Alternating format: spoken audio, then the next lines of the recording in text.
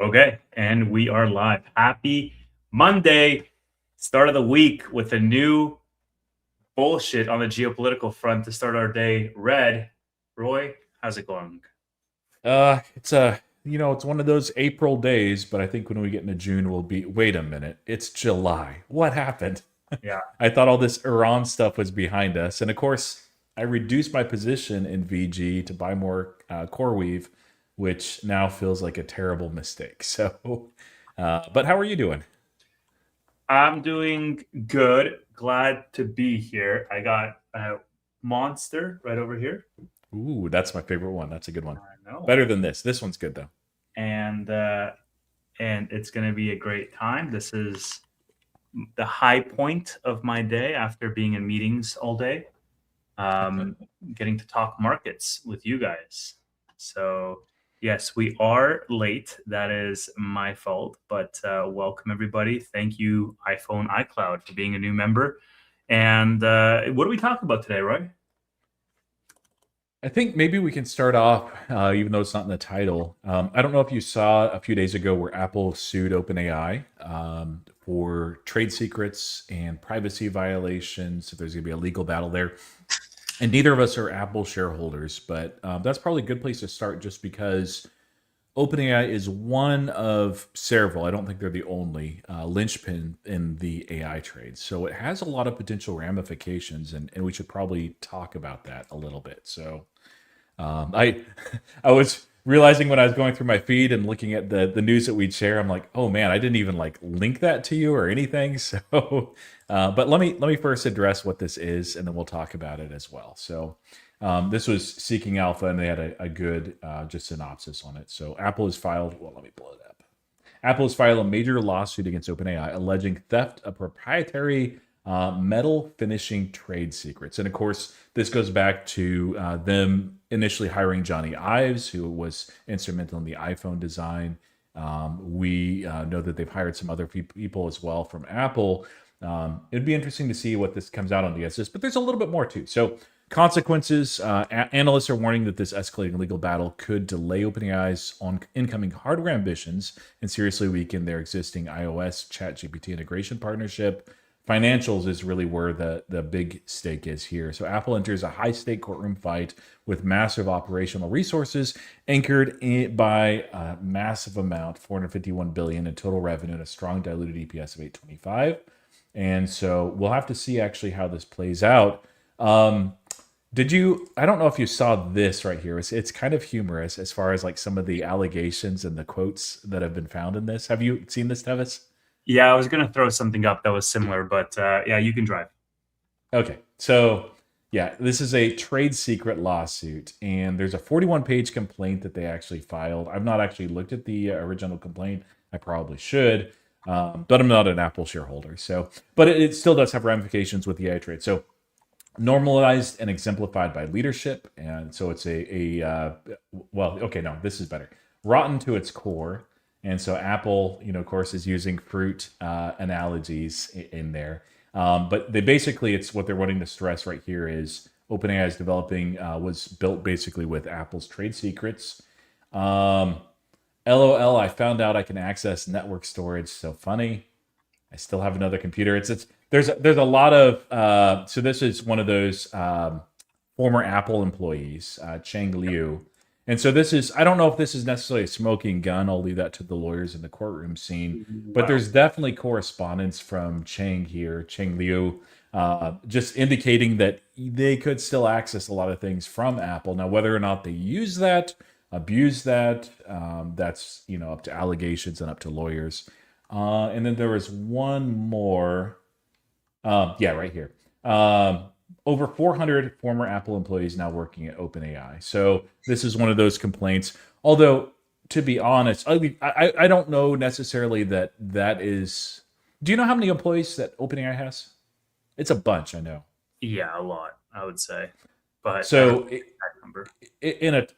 maybe former Apple employees have the most, but former Apple employees also doesn't mean that they went immediately from Apple. If you look all over the Mag 7, big tech, you're going to find a lot of employees that have worked for those other companies that now work for OpenAI. And it's just kind of the nature of the business. They like to cannibalize. They And they have between 4,500 and 8,000, but closer to 8,000. Yeah. And I would guess, like, we'll have to see, but I would guess that the former is not jumping immediately from Apple. Now, they might have a couple of hundred, and it was a mention here as well, the 6.5 billion deal basically to acquire Johnny Ive. It was more than that, but so yeah, that's the allegation, is basically using Apple's trade secrets for the design finishing related to the metalworking itself. So we'll actually have to see how this plays out. But I guess, Tevis, what do you think comes of this? And do you have concerns as it relates to the AI trade?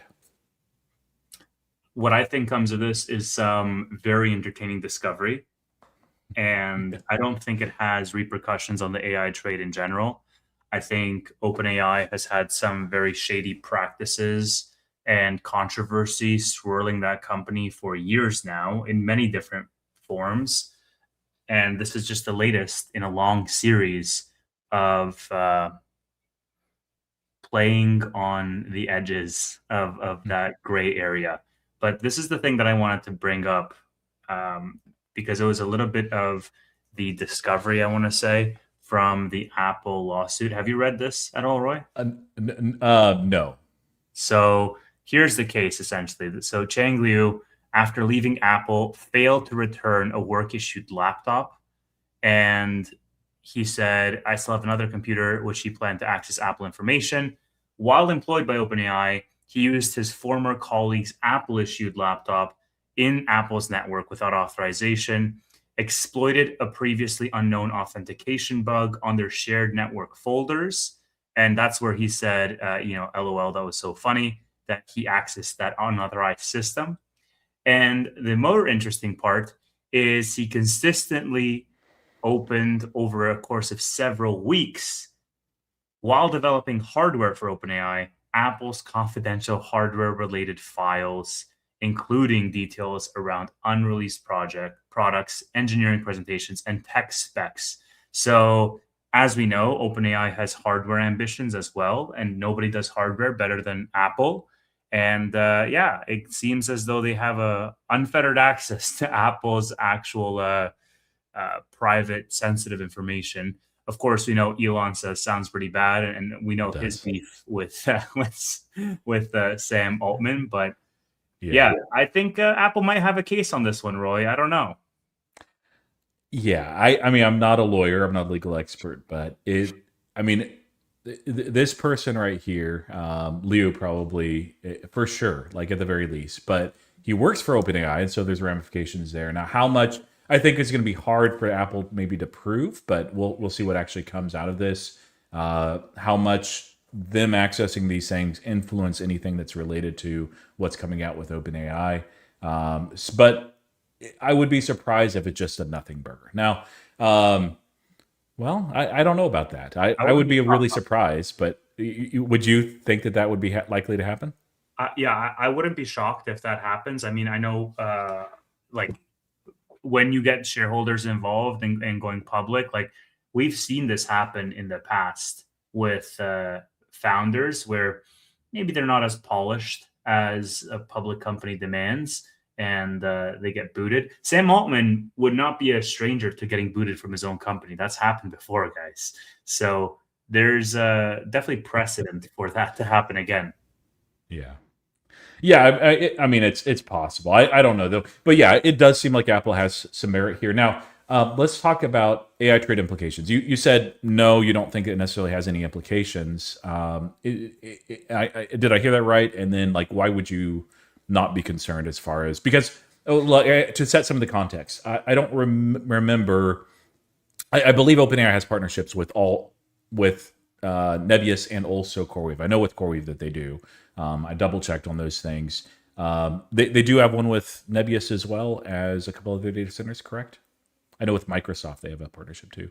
OpenAI does? Mm-hmm. I mean, I know OpenAI is very heavily connected with ClickHouse. I'm not sure if they have a direct partnership with Nebius. I think they might. Let me double check for you, but I think they might. Uh, well, yeah, and that's I'm getting asked about that as far as CoreWeave. CoreWeave, of course, like everything else today, or most everything else, it's not VG or gas related. Didn't perform very well. Palantir actually was up slightly, but Yeah, regardless, it felt no, very much like April, which we'll talk about in a moment. Did you find it? they do not have a direct official partnership with Okay, NBIS. yeah. They have investor connections. They have shared hardware pipelines. Of course, the ClickHouse connection, but according to Gemini, there's no direct partnership. Yeah. Yeah, for CoreWeave, there is one, a Yeah. direct partnership with OpenAI. It's for 22 billion. It was extended a couple of times. This, I was actually looking back through just before we started here today because I don't recall if it is a take or pay. I do know, like it was very interesting in the way that this contract was done. But yeah, regardless, I it's hard for me to look at this and say, okay, well, as much revenue as OpenAI is generating, certainly, it could be a blow for them, but I don't think that would cause them to default on anything. They have a lot of means at their disposal to raise additional funds. It's probably not the best timing. It's what a lot of analysts are saying, because it can impact, what happens if and when well, I think it's more of a when they IPO. But yeah, regardless, these things also take a long time to play out too. So I would say, like, if there's a scenario which I don't envision where CoreWeave all of a sudden, not CoreWeave, Nebius no longer needs CoreWeave and it is not take or pay contract. I need to double check it whether it is or not. But if they can exit, honestly, that's probably a good thing for CoreWeave right now, because right now we're in a supply crunch that's absolutely insane. And so let's say like a year, year and a half, 2 years from now, Mhm. this scenario happens where they're like, hey, maybe it's not take or pay. I need to do some research there. But they're able to back out of the deal. They say, hey, we don't need this. We can't pay it right now. We're too poor. Very unlikely to happen. But if it did, like, that's a huge benefit for CoreWeave, because all of a sudden they have this huge 22 billion. Now the stock would still take a short term hit, but believe me, with like Mark Zuckerberg's comments very recently about customers unsolicited walking up to Meta and saying, hey, could you please have any spare capacity for us? We're desperate. Seeing the size of the deals as well with SpaceX, that's not something, Tevis, that's going to be easily solved in the next couple of years. And so, like, I don't really see this as bearish for CoreWeave. It's certainly not the reason why it's selling off. And I don't think it's bearish for anything else in the AI sector as well. It could cause some delays on OpenAI's end, but yeah, they're not profitable, but they generate a lot of revenue. They have a lot of investors as well. Yeah, let me sort of give you the bearish stance and the bullish stance in terms of how much does this spill over onto the AI trade in general. So the argument for it not to spill over is the fact that this is isolated to OpenAI and it doesn't really impact any data sensitivity or any PII or anything like this. It's mostly around their hardware build out plans.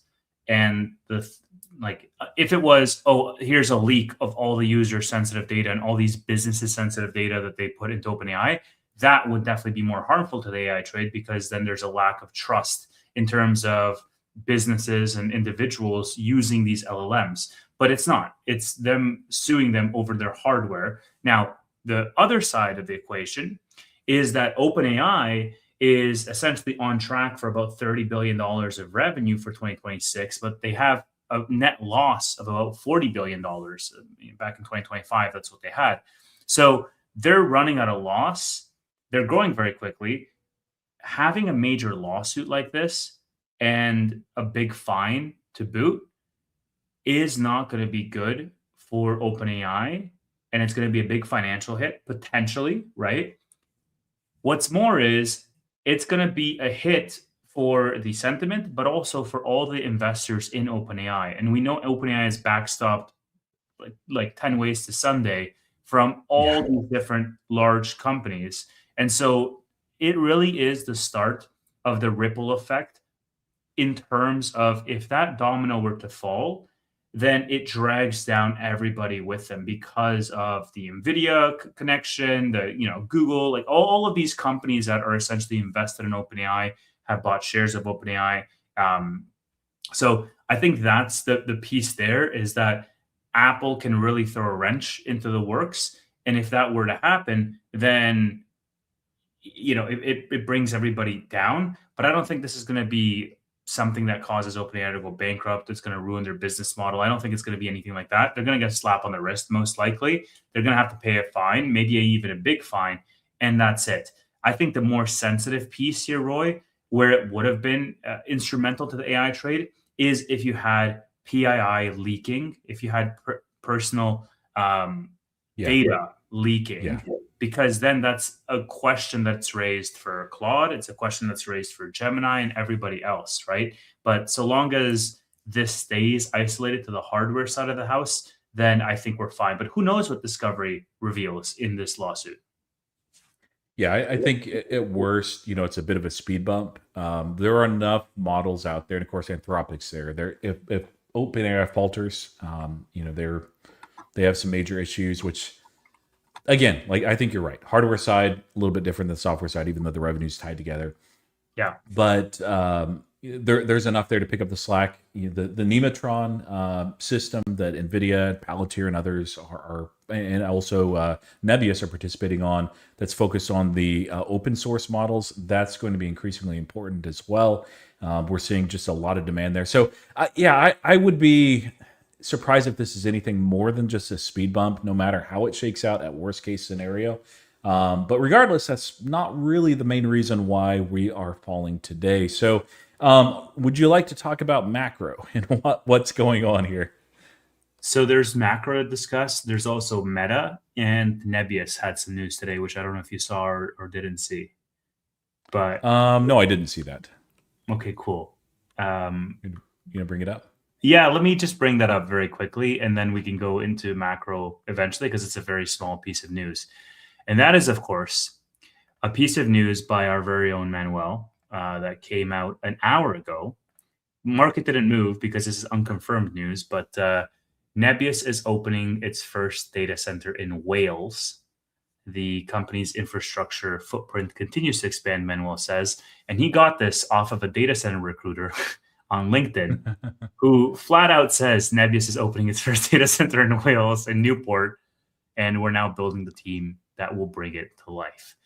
So, of course, this is alpha, guys. This is a piece of news that hasn't been officially announced by the company, but it has been announced online. I mean, this guy, Conrad, probably messed up in some way, shape, or form. But at the same time, when NBIS expanded to multiple countries, including France and Spain and Finland, like the hiring on LinkedIn preceded the press release by many months in some cases. Like in Spain, it was, we knew the Spain data center was coming like 5 months before it was actually announced. And so at some point between now and, let's say, October, they're going to be announcing a Wales data center. Most likely, they're going to be announcing this on the earnings call, which is going to be coming up in the next several weeks here. But yeah, you guys have heard it first, as thanks to Manuel. And NBIS, as it stands, is down almost 1% in after hours. So this had absolutely no implication on the stock. So that, to me, is alpha. I don't know how you define it, Roy, but that's alpha to me. Obviously, because it's down 1% after hours and it's down today, that this is bad news, right? That's how it works. Exactly. That's more data centers, more stock down. Yes. Yeah. No, not really. Okay. So yeah, that's actually really interesting, and it's one of the things that initially excited me about NBIS so much was their positioning in Europe, their exposure in Europe. Even though they were building out more at the time and more focused on the United States, I saw that as a very, very good strategic advantage, especially with the rift between Europe and the United States with tech. And that rift might actually be getting wider with news from the Strait of Hormuz, which is, of course, causing the ripples in the stock market. But specifically, it's this right here. So from Donald Trump, the president, so I don't say president, you guys know who he is. The Hormuz Strait is open and will remain open with or without Iran. We are reinstating the Iranian blockade, so named because it's only stopping Iran ships, and so forth. Like, this is a part that's important. They are looking at instituting basically a rate of 20% on all cargo shipped, which is actually something right out of Iran's playbook. And people are not happy. United States internationally as well. Nobody likes the Strait of Hormuz being closed. I actually saw some interesting news with United Arab Emirates specifically actually opening up or looking to open up a new port on this side of the Strait of Hormuz simply so they can actually not have to deal with all this stuff with Iran. But yeah, this is just an on again, off again ceasefire. That now there's a lot of challenges with this. Obviously, inflation is something we're going to talk about in just a moment because that's a big part of this and it's a big concern here. The other part too is we have a ceasefire and it kind of works for like 2 days and then it starts falling apart. And so, yeah, you see the headline right there: U.S. Iran bombing now. We'll see. At some point, there will be another ceasefire announced. They'll say that they have an agreement. At what point do you think that the market and perhaps the world stop believing that there's actually going to be a lasting ceasefire here? I'll get to that, but first let me react to this. I don't think it's going to be 20% on all cargo ships, man, because I don't think there's any way in hell the US is going to be charging 20% on China, on allies in the Gulf region. I think they're going to be charging 20% on anything Iran related, and Iran is going to be the only one paying those tariffs, let's call it. Because if it was on literally everything, then I think this would be incredibly short-lived blockade because the international community would essentially speak up. Not to mention that there's a complete lack of proportionality. Like the Iranian officials were saying, like, hey, like, they're charging 1% or $1 a barrel, something like that, and meanwhile the U.S. is charging significantly more than that. So this is a stopgap, I think. In terms of when do I think the market believes this, I don't truly know. I mean, the original hypothesis we had was, look, midterms is coming up. You can't really afford to have um, loose ends, let's call them, going into midterms. And so as a result, like, you would have to close that up sooner rather than later and then focus on midterms. And I mean, right now, what did Trump say? Was it Fox last week or who was it, where he was like, hey, like, oil is down quite a bit. So he is obviously looking out for oil, and this is doing the opposite effect. I mean, VG was up, oil was up. And Yeah. the piece here, Roy, which is very interesting and as a backdrop, is the Fed meeting that's happening in July. Because all this does is it brings up inflation, which brings up the potential of rate hikes. And if we have that, then every high beta name under the sun is going to be getting hit, including many of the fintechs, SoFi included, Figure Technologies included. Like, these are all companies that will thrive under a lower rate environment. Ironically, the FOMC meeting is on July 29th, the exact same day as SoFi earnings. So I don't know if we want to talk about that, but I mentioned that in a video last week, and I said, like, it's going to be impossible for management to issue any type of guidance raise or anything like this because they don't know what's going to happen later that day at the FOMC meeting. And this event right here hurts matters rather than helping them because it pushes Warsh's hand more towards a hike than a pause. And I mean, we can check the FedWatch tool. I know yesterday when I checked it or 2 days ago when I checked it for my video, it was like 68% stay and 32% raise, something like that. I'm sure those odds have slightly changed over the past 48 hours, but Yeah, let's pull those up. So I have it right here if you want to. So this is looking at the end, and it is moving around quite a bit. Current rate 350 to 375, and we can see how much it's shifted. So a day ago, we had about 15% of people saying, hey, probably nothing's going to happen. And that's the best case scenario. Now only 10%. And so you can see a shift here towards more rate hikes, not rate cuts. And the current main, I wouldn't say consensus, but more people than not are expecting 2 rate hikes. Some of that, of course, has to deal with comments from Fed governors. This is from Waller. I don't take the inflation signals I have discussed today lightly. If we get another hot reading on core inflation this week, then FOMC will need to consider tightening monetary policy in the near term. And yeah, the stock market, of course, reacts very negatively. Now, can you go to July? And it's like impossible to say with the Hormuz situation. If it continues to be unresolved, that causes inflation to drive up. Here is TTF, by the way. This is natural gas in Europe. Great for VG. VG spiked today. But the reality is this causes a lot of inflation pains. We can see crude oil here is climbing back up to 78. Brent crude, likewise, is up about 10%. Gasoline up about 6%. Heating oil as well. And yeah, it's a mess. Thank you for the birthday greeting, so. Yeah. So, I mean, look, I don't know how short-lived this stint is. Trump did say he's going to make an announcement Thursday at 9 p.m. I don't know what more to say other than that. Like, it's, I don't know. If we get a deal, I don't trust that anymore. It's like the boy who cried wolf at this point. Yeah. Yeah, it's really, it's tough. And this is the one fear that I've had on the market. Like the one thing that really could cause a pretty massive sustained pullback. If the announcement, and this is like, I'm just thinking worst case scenario, if Trump announces something like, hey, we're going to put boots on the ground in Iran, that's really bad. That's really, really bad. I might end up buying some downside protection going into Thursday. We'll see how we continue to trade out over the next day or so, or next 2 days. But man, boots on the ground in Iran would be like like at that point, it's sunk cost fallacy. You have to go in and finish the job entirely and wipe out the regime because there's no other you can't just go boots on the ground and pull like another Afghanistan. Yeah.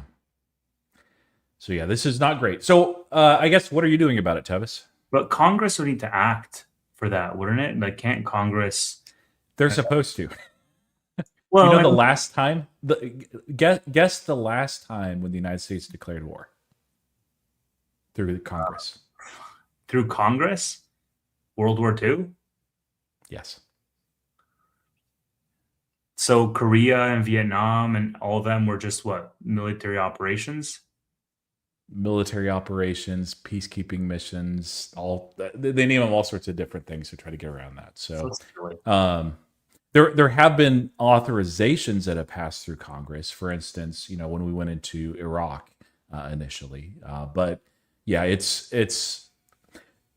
we've moved so far away from the founding fathers' vision of the Constitution in some good ways, but in a lot of negative ways. And that's one of those that the executive has a lot of power and discretion to do things that are very warlike, that sound like war, smell like war, look like war, cost like war, but it's not really a war, even if it lasts 20 years and costs a lot of money. So really, really hopeful that doesn't happen. I don't mean to be a downer, but like it is good to think about the worst case scenario. So like, I think the only thing that I would do at this point is maybe get some downside protection, maybe going a couple of weeks out into Thursday. I don't know that I'm going to buy that right away. Not too many people are thinking boots on the ground yet. So, and I don't think it's very likely, but there is a possibility. And that worries me on multiple levels. As a dad, for young men that could have some obligation there. Also, as an investor, also for a lot of people that are affected, usually the lowest income by inflation. It's a mess. I mean, I'm not so much, I think you're not going to get to a point of conscription, but I do think that boots on the ground would just be silly, man. Like I just feel like that's the nuclear option. Bad choice of words, but it's an extreme to get to that point. But at the same time, like if there's one thing about Trump, it's we can all speculate as to what the end game is and what the game theory is. And in many cases, we're right in terms of how far he goes with his bluffing.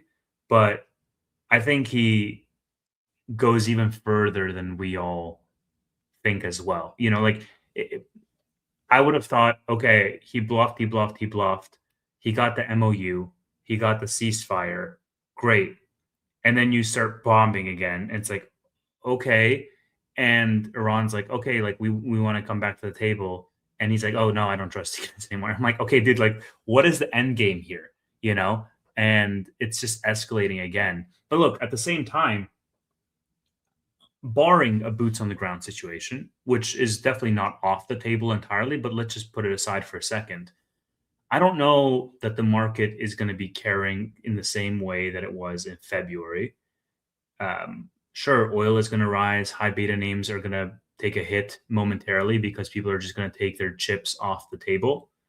But at the same time, like you have a great setup with many of the names that we're in for the AI trade. The demand is, you can't argue against it. It's very much present. And ultimately, I mean, you've had plenty of macro geopolitical hurdles, let's call them, and we've climbed the wall of worry all throughout. I mean, you had Ukraine, you had the Israel conflict, you had. Yeah. I mean, you haven't had the U.S. directly be bombing another country, but I don't see the market having a prolonged sell off on this. If we have one rate hike, yeah, you might have a bad month, but I think you're going to come right back. Okay, so I have to show you this too. I was thinking, like, should I do this or not? But this is Sid Trini, who is a pretty well-known short seller. This is their prediction: Monday, war; Tuesday, hot CPI; Wednesday, Warsh apocalypse; Thursday, war over; Friday, AI bull market. Thoughts? Have you seen those memes where it has like the Google Store, time slots for the Strait of Hormuz, and it's just like open Oh yeah, Monday to Friday, 9 a.m. or 9:30 a.m. to 4 p.m. closed every other day. Yeah, like yeah. that. I mean, people are making memes out of this stuff at this point. Like, this is what I'm saying. It's predictable, but at the same time, like you don't really necessarily know the limits that he's willing to go, and that's the scary part. That still to this day, regardless of him having repeated the same pattern like 20 times at this point, keeps people on their toes. Right. So anything else on that? Otherwise, we'll talk about maybe just a couple other quick topics and go into the Q&A. I see a lot of good questions in the comments. Did you see Meta's Louisiana news today? Oh no, somebody you mentioned it. A couple other people mentioned it as well. I did not see it, so I would love to know what's going on there. Yeah, so Meta announced an investment in Louisiana. They had a $10 billion investment there that they're raising it to over $50 billion, expanding the site to 5 gigawatts of compute capacity. And yeah, like I don't necessarily this. I think is a 2030 plan, if I'm not mistaken. But yeah, Evan was talking about this as well. So increasing data Wow. center investment, expanding the DC. Said the expansion will be investing over 1 billion in local infrastructure improvements, including roads, water, and waste systems. Um, This is my main question that I had. This is an interesting question. Jay says, how can they build a 5 gigawatt data center for 50 billion when NVIDIA claims it costs 50 to 100 billion per gigawatt? Nothing is adding up. So these are like plans that Meta has. This is not like, it's going to take time to build out, is what I'm saying. Yeah, I mean, like part of that, the answer there is NVIDIA has the premium product that costs a little bit more as well, but that's honestly a fraction of the cost of the data centers. I would have to look back into the comments that Jensen made. I think it was at GTC, but in essence, his argument was you're spending a crazy amount, not his words, but it is like a vast amount on these massive data centers. Why would you not put your best product in there when it adds to the cost of like, just a fraction of an increase of that already crazy amount? The choke points that are really driving the price are certainly things that are like in memory, power consumption as well. The GPUs themselves are very expensive, but yeah, there's a lot of other factors here. So, but yeah, it's interesting. We'll have to see. Do you know when that's expected to come online, or are they so early? They probably haven't released a date yet, have they? Yeah. I don't necessarily know. Let me see if I can find that for you, but I didn't see anything on that.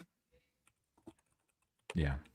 Yeah, they might be a little bit too early. There's a lot that has to be done on the front end. They can announce plans, but it's looking like most large scale data centers like that. We're talking about something that's like next decade, not 2029.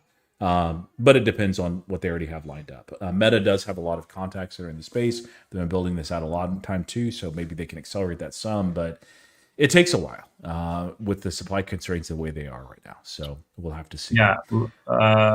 Okay. Let me share this. Please ignore how silly my question is phrased because I'm trying to do it quickly. Meta announced expanding Hyperion, Louisiana from 2 to 5 gigawatts of compute capacity, raising the investment to more than $50 billion. Meta spokesperson told CNBC that it should reach 2 gigawatts by 2030, with the full 5 gigawatt project completed around 2032. So nothing is online until 2030. This is a long-dated build-out on not near-term capacity. On the power side, you have a dedicated power plant to be online by end of 2028, ahead of the data center. Meta says it pays the full cost of energy, water, and infra, so over $1 billion into local systems, with $1.6 billion in contracts already awarded to local Louisiana businesses since December 2024.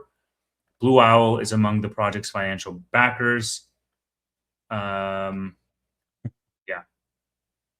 Yeah, used to be a lot of concerns whenever you'd see Blue Owl's name, but private equity's not been bleeding as much as it has been in the past. Yeah, and I agree with Zom.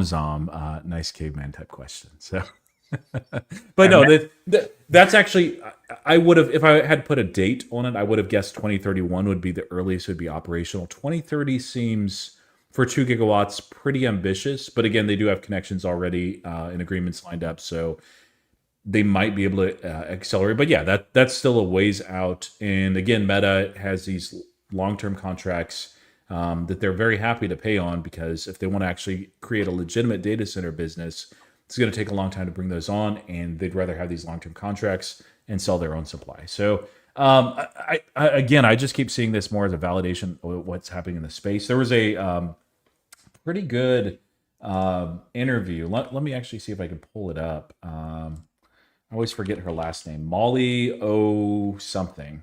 O'Shea. Yeah, O'Shea. Thank you. So she had an interview with Cerberus's CEO, and it was really interesting. Some of the topics, of course, so in case people don't know what they do, they IPO'd last year, or no, it's earlier this year. They have extremely large scale AI chips that they've been designing. And so there's a lot of questions related to that, and it was a really good interview just because all the topics that she addressed. And so let me just show you like a quick thing. So, here's a timestamp. So, the truth about the global data center shortage, why data centers are borrowing jet engines for power, are data centers really headed to space, the shift in designing chips. Oh, yeah. So, there's a lot of good stuff here, though.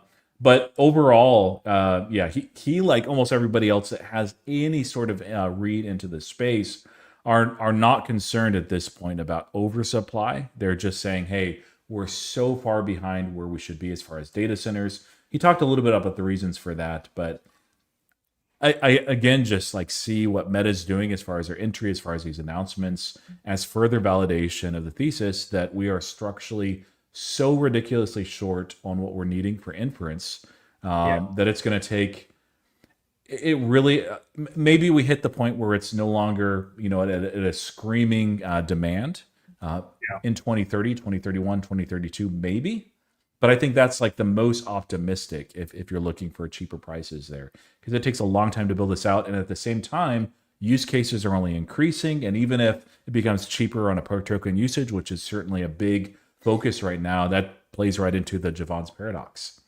So further use cases are developed. It's a feedback loop. Like, okay, so one more thing on that real quick, and I'll turn it over to you. I had to go back today because I was like trying to remember back in the dot-com bubble. I was significantly younger, but I didn't remember the internet as far as demand, as far as consumption, as far as use cases, like contracting during that time, despite what happened with all the dot-com stocks, despite a lot of the web domains eventually being taken down just because there was no real business model there. And yeah, case in point, even in that time when there was a struggle on the investment side of it and it was a bubble that ended up popping, the internet still exploded regardless. And I view this as much as the same, Tevis. It was just 3 years ago where nobody was really using AI.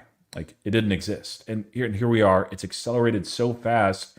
And that acceleration, the rate of acceleration is increasing. Not just the overall usage of AI, but the rate is actually still increasing, which is just telling to how real this is, how palpable it is, how long this driving force on the supply versus demand side is going to last. And that's a really good thing for pretty much anything touching the space. Yeah. Okay. Two things I'll say. The first, just a response on the meta point. NBIS and CoreWeave and others fell as a result of Meta potentially in the future selling excess compute. And every time we have news like this of them expanding their capex into DCs, it points us into the direction that they will not have excess compute because they're not having a business model like Nebius where they build DCs to sell the compute. They're doing it for themselves first and foremost. And only if there is something left over will they sell it. But there's not going to be anything left over. So I want you guys to rest assured in that. The second piece, I think, with regards to AI, the parallel with the internet is that when the internet truly gained exponential scale was when the social networks really came out. And that was some years after the actual rails or the infrastructure was set up. And I think it's going to be very similar with AI. Right now, we have the infrastructure being built behind the scenes. I don't mean hardware. I don't mean data centers. I mean the actual LLMs training, going into an agentic use case, and you have now startups that are AI native startups. I think the real explosive growth, the paradigm shift in AI is going to be some years from now when some of these AI native startups actually find product market fit and through agentic use cases scale rapidly. Okay. Because LLMs are essentially the new playground, the new terrain. I want to see the businesses that are built on top of this terrain. And that's going to take a little bit of time. It's not going to happen overnight, but I think by 2030, like by the time this data center comes online, you're really going to have some businesses that neither of us have heard of before go supersonic to tens of, if not hundreds of billions of dollars of market cap from now until then. Right. No, I think that's fair. All right. Yeah, go ahead. Oh, I was going to say, I've got one other topic before Q&A. Do you have anything else that you wanted to share? Mine's related to earnings. No, go for it. Okay. So tomorrow, at least for me, earnings season actually kicks off, and it is with this company. Yeah, Air Test Systems. So I don't have an earnings preview video, but this is what analysts are expecting is you'll see some revenue acceleration. So consensus, and there's like very few. I think there's 4 analysts that have covered this name. It's like news when a new analyst is like, "Oh, I'm going to cover these guys because they're tiny." But you should see definitely some revenue acceleration. I think that's actually a pretty good guess.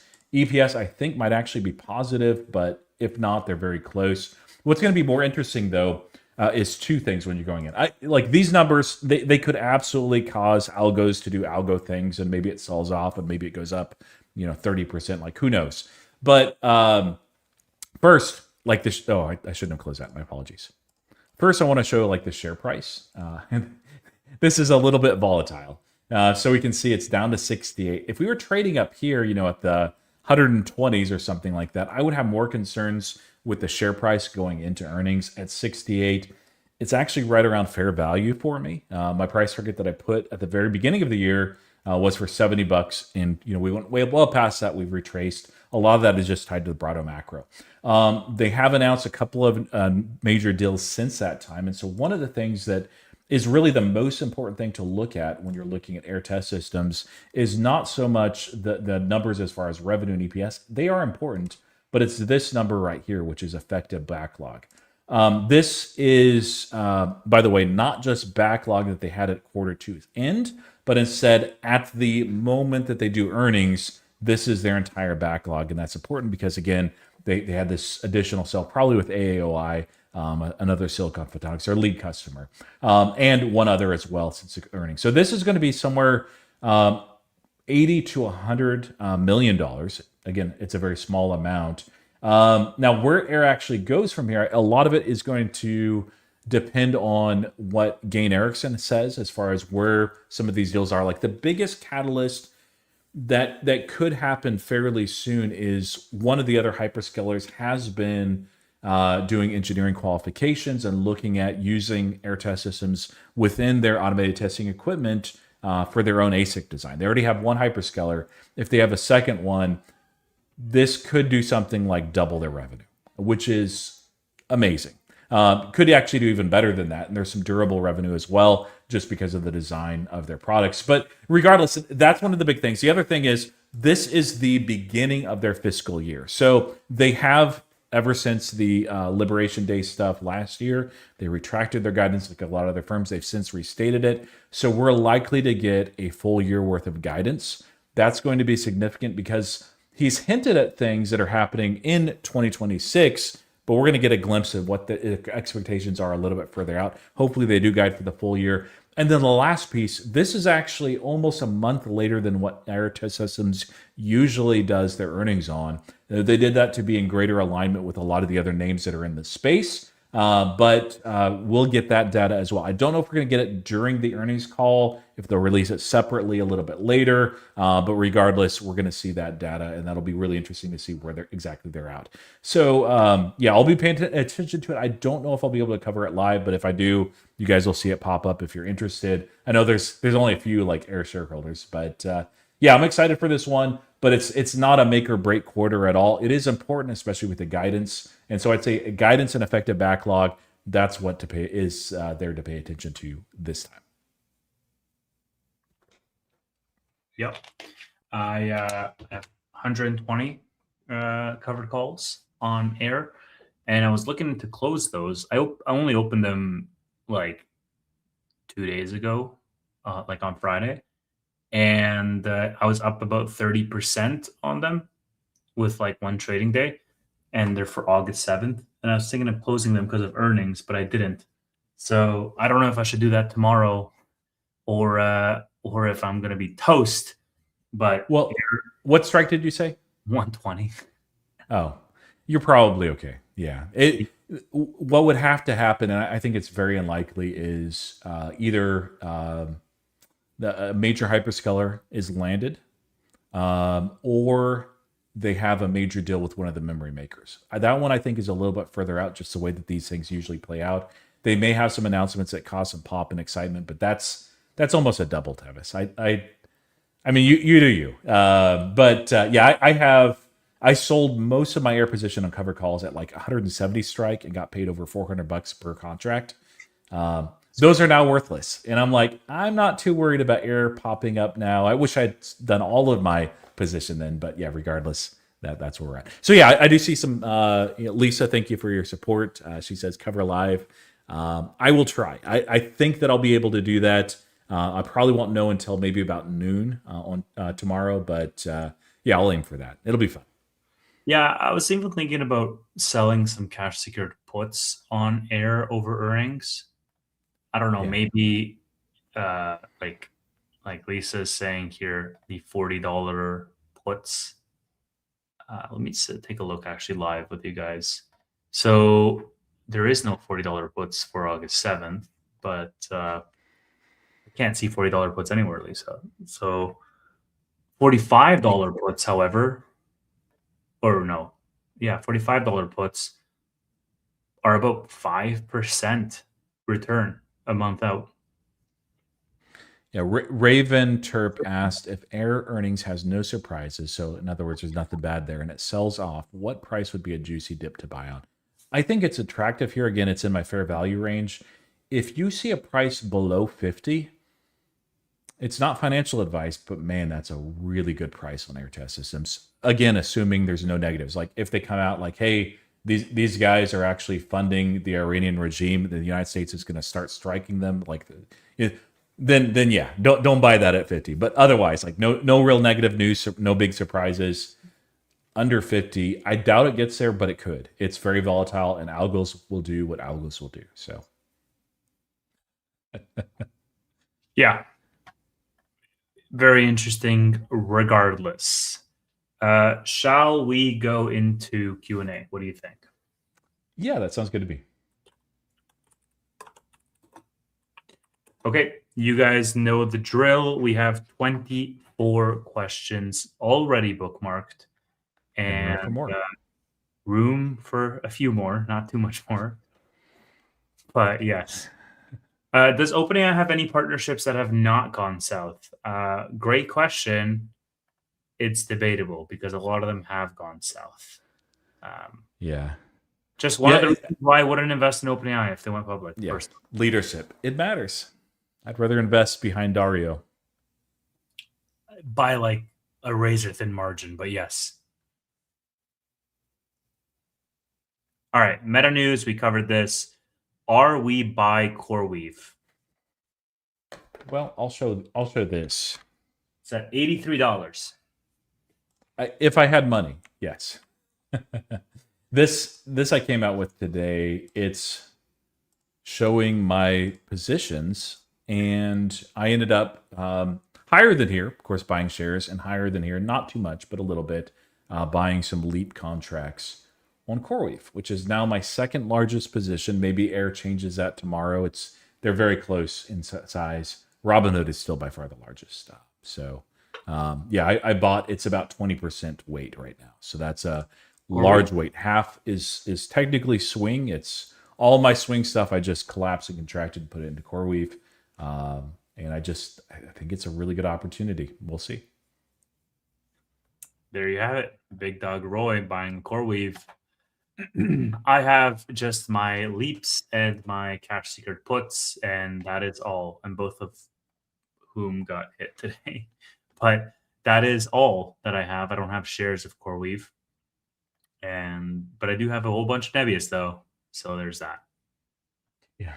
It feels good when it's going up. When it's like today, not as much. But you know. Yep. When's your next NBIS video, Tevius? And glad you sound and probably are feeling better. Yes, I am. Thank you very much. Next NBIS video at some point soon here. I've been slacking on making content altogether. If I'm being honest with you guys, it's reflecting in my numbers. But I think I'm going to be getting back on the horse relatively shortly. It's always tough, man. Like you go and change your environment and all of your habits just go out the window, and it's so tough to like get back into it. So I will be making some more NBIS content soon. Thank you for keeping me accountable. With hikes becoming more likely, do we think SoFi heads back to 15, or does it depend on earnings? Great question, Connor. I think if we have a hike, it's not the biggest deal in the world. If we're looking at multiple hikes, which right now is edges out just one hike, that can be a challenge right there. Just there's several things happening. One is, of course, it's a little bit harder to lend into that environment. Although I will say banks weathered the storm without anyone basically working at those banks remembering the Volcker era under President Reagan when this was its environment. So this was a new thing that they had to navigate. And they also were thinking like, hey, this is going to be higher for not too much longer. It'll be transient and everything. And, you know, of course, these rates have been elevated for far longer than anybody, like even the most bearish people were expecting at the time. So they weathered it. They survived. They did well. I think that rate hikes won't be as detrimental if they do happen. You won't know it from the share price. Like the share price is going to be miserable. But for the actual business, it'll hurt some, certainly, but they know how to navigate it now. So SoFi, Figure, Upstart, the major banks as well, they'll all take a hit, but the underlying business will be okay. even with 2 rate hikes. Now, if we're looking at like 4 rate hikes over the next year, year and a half, and then we're just staying at those levels for multiple years, that's really bad. That's really concerning. Now, as far as price level, it might. It doesn't have to. We'll have to see what that announcement is on Thursday. But if we get the worst case scenario of like, hey, there's boots on the ground, that's going to take a while. That's maybe a long while. I really hope that doesn't happen. But yeah. Yeah, I think it's going to depend on earnings, but earnings is going to depend on guidance because we know that they're going to be beating their numbers. Like that's pretty much a granted at this point. They've never missed their numbers. However, they kept their guidance flat in the previous quarter that they reported. So if they continue to keep their guidance flat or guide more conservatively, let's say, as is in their nature, I think that paired with the rate hike could absolutely send it back down to 15. I mean, 15 is pretty close. It's around the corner from where we are right now. We're at 18. And at the same time, I think if their baseline assumption now is no hikes, which got adjusted downwards in the last quarter, and earnings is good, I think you could also get a slight guidance raise. I don't necessarily know how much Warsh will want to raise hikes straight out of the gate. I think he'll try to be as reserved as possible when it comes to raising. So if I had to put a probability on SoFi going back down to 15 or rate hikes happening, I would say 70% they don't happen and SoFi doesn't go back down to 15. But we'll see. I mean, as we know, SoFi runs up going into earnings, and I think the numbers are going to be great, especially with big business banking and all the other initiatives that they're going to be talking about on that call. Like, the firepower will be there. It's just a matter of, will the market cooperate with rates? I think if you get both of those scenarios, like draw a little table.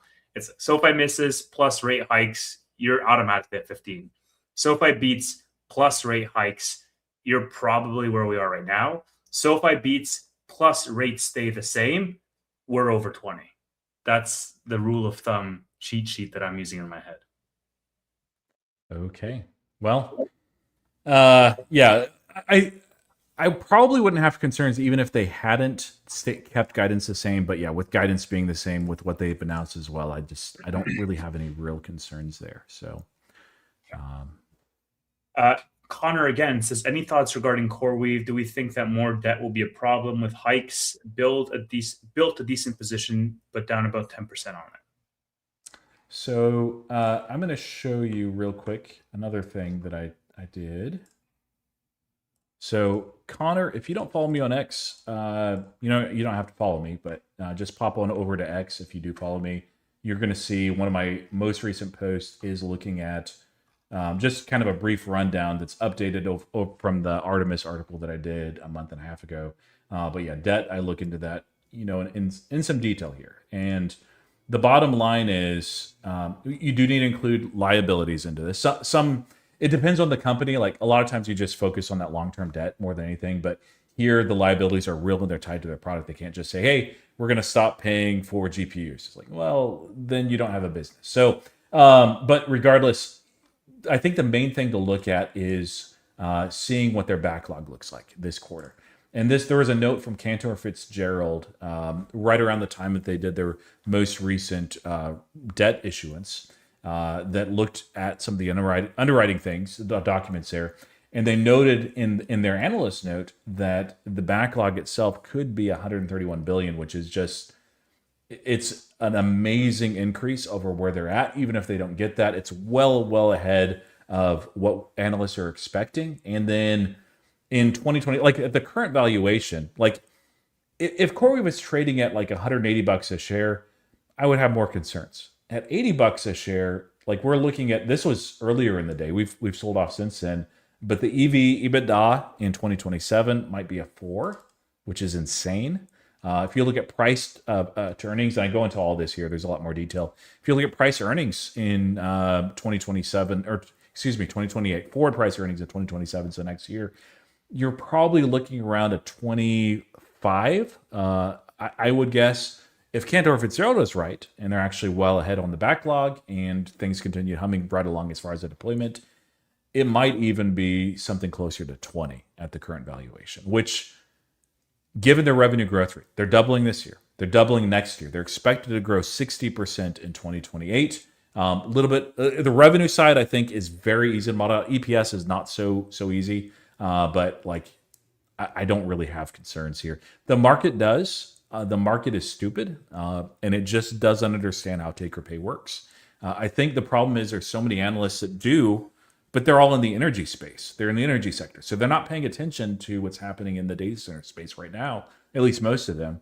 And for whatever reason, they don't talk to each other. So they're concerned about contracts no longer being there. This is effectively guaranteed revenue, is most of their contracts. I do need to look again into that OpenAI contract, though. Yes. But yeah, as far as like with rate hikes, a rate hike or two, it's not going to really impact them. They have a junk bond rating, so it's not pretty no matter how you slice it. But yeah, you like to dumb it down. Like their model is essentially they are able to borrow dollars, though with a junk bond premium, and then they're able to use that or convert that almost instantly as soon as the capacity is actually built out for a pretty nice premium over that dollar. And why would you not continue to do that? Yeah. I think CoreOU will be fine. But again, we'll see if we actually do get a rate hike or not. Connor again, is BMNR a generational buy here or soon? If Ethereum really breaks out of this cycle in 2 years or so, and ETH breaks the 5K top, could we see $100 on BMNR? I wish I had more money. Don't we all? I wouldn't use generational, but yeah, it could be over 100 in that scenario. It could be. Of course, you would need an MNAV expansion, which will happen. Which will happen. Yeah, I mean, it could be like if ETH breaks the 5,000 top. ETH has been really uncooperative. If you zoom out over the last 5 years, it's been like underperforming quite a few different asset classes, but it could absolutely happen if the underlying goes up. Thoughts on QXO? I liked the acquisition that they did just to further strengthen what they're trying to do with the builder supply stuff. But that was, I think, 3 months ago, maybe 2 or 3 months ago.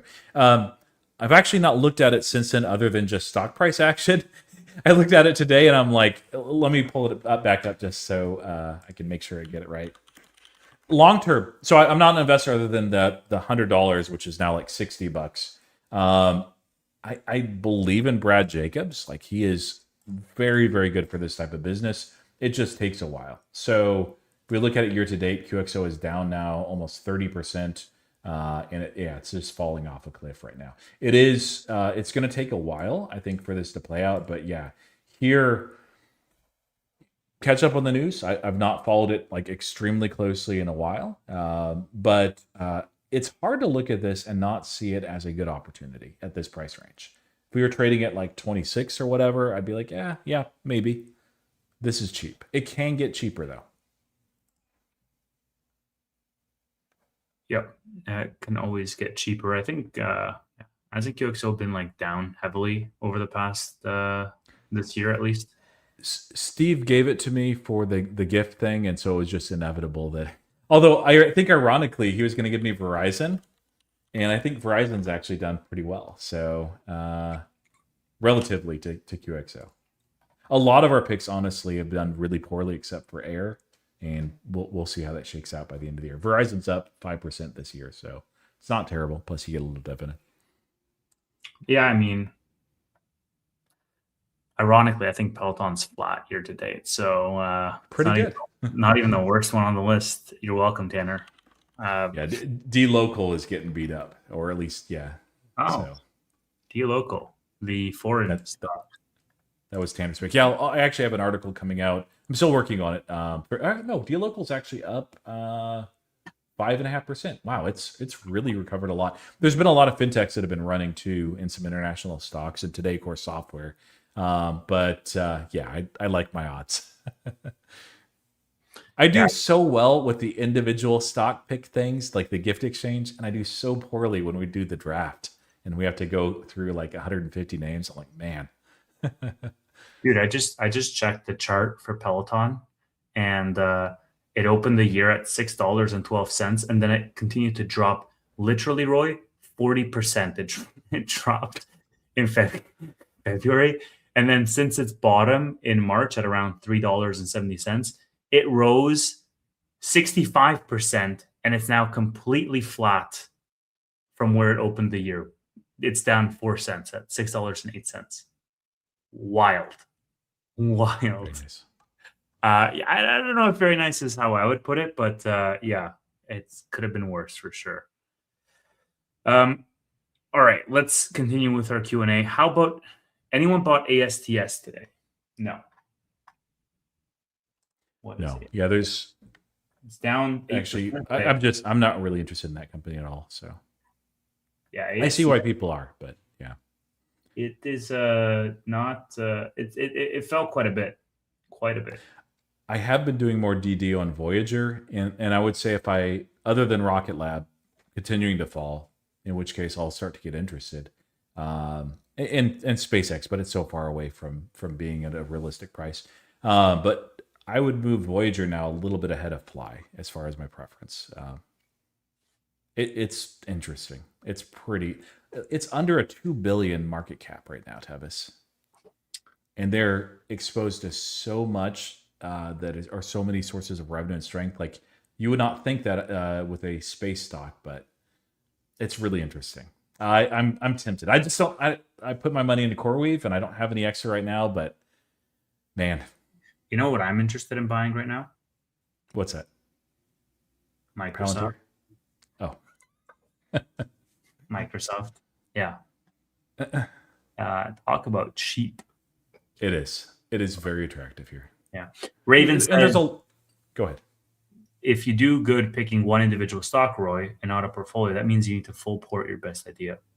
I agree I with that. mean, I've done that basically in the past. In 2022, Palantir was 90% of my portfolio.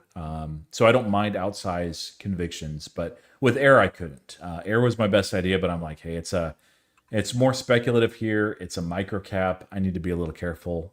In hindsight, I wish I'd went heavier, but yeah, CoreWeave kind of reflects that. So CoreWeave being at 20%, all of my swing portfolio plus a little bit extra, to be honest, and a 10% allocation on top of that. That's for me a large allocation for a new position, very large.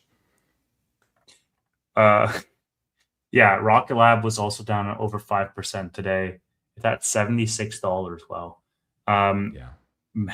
Says Matt Money went from quitting corporate America, buying a Lambo, marrying a hot Colombian to living in a box down by the river.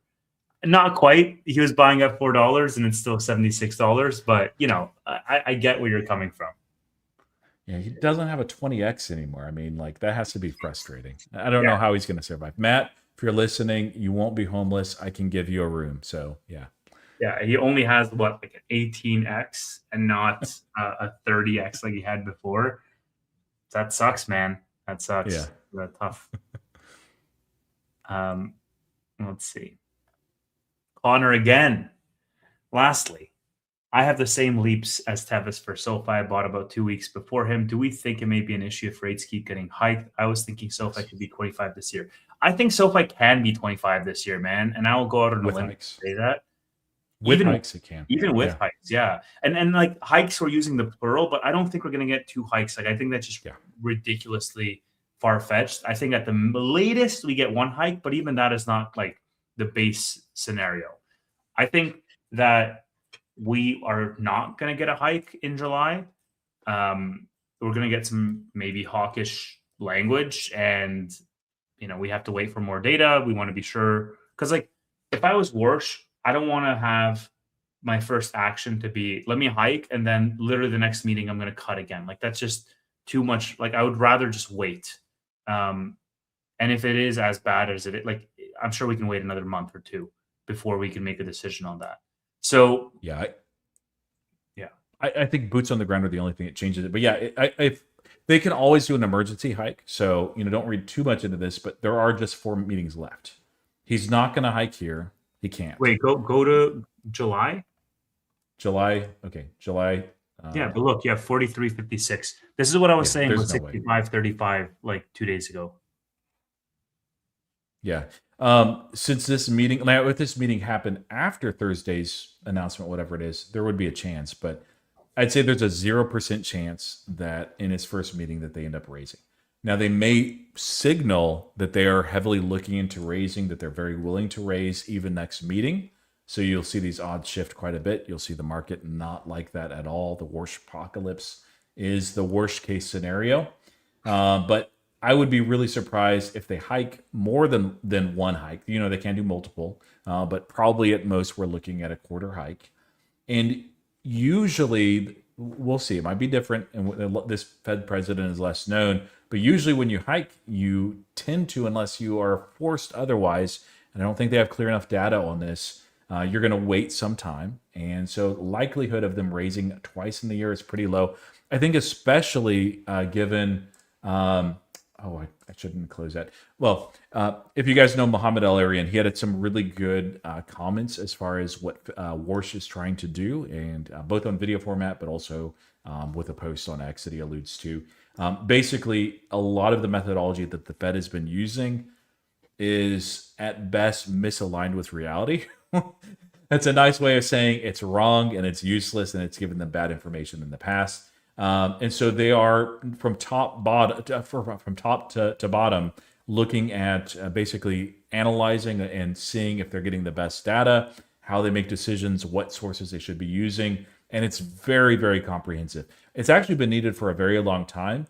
So I think that's the other factor here too, Tevis, is that's going to take time to play out. And I think Warsh is going to caution the rest of the board on raising rates until they have the proper methodology in place, unless they absolutely have to. Yeah. Look, man, I think if they don't raise hikes in this July meeting, which I think you seem pretty strongly that in consensus that they won't, They're not. I think we're out of the woods, honestly, because I don't think that there's going to be many data points from now until September. And I just think if they let it go this meeting, which I think they will, then I don't think they're going to raise in September, personally. I think the macro situation is going to get better. Now, would it have been better if we just ended this Iran conflict altogether? Absolutely. But even in spite of that, from July to September, you got a good amount of time to have more data come in. So either way, I think SoFi can hit 25. And by the way, if they don't raise this time around in July, then I think SoFi can hit 25 by September. It can happen fast. 20 will be a breakout from that downtrend, and from a technical level as well. I think it can happen fairly quickly, but ultimately, I just maybe I'm a perpetual optimist. I just don't see the macro being as hawkish as other people make it out to seem. Yeah. So the prediction markets themselves, I just took a quick look at Polymarket. They're actually pricing in greater likelihood of no change. Now that is shifted well from the 90% no change. That feels, I would probably put it at 85% no change. There always is a chance that something happens between now and then, but there's not much time left. Versus if you're looking at September, they're slightly pricing in a 25 basis points hike, and of course at the end of the year no change. So I think that's the most likely worst case scenario. Nothing, small hike, and then nothing, and then we don't have December's on here, but it's probably going to be nothing. It's a little bit further away, so it's hard to tell. So yeah, one rate hike's not going to kill SoFi, the business or the stock. It will hurt temporarily. They could still get north of 25 by the end of the year. Yeah. Thoughts on when you expect profitability from Nebius and CoreWeave? within the next, Yes. yeah, exactly. Yes, within the next Well, year to 2 years, year for sure. You let expect me show profitability what. in 27, right?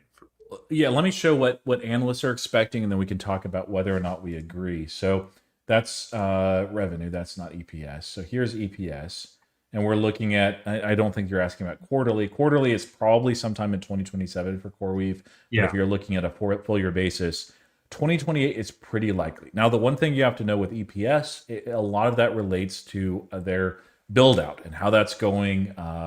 If there's delays, if they build out more than is expected, that's not EPS accretive. I don't recall for CoreWeave, but I remember for Nebius, the expectation was 2027 would be profitable, and I don't believe that's the case anymore. We'll look at it in just a second.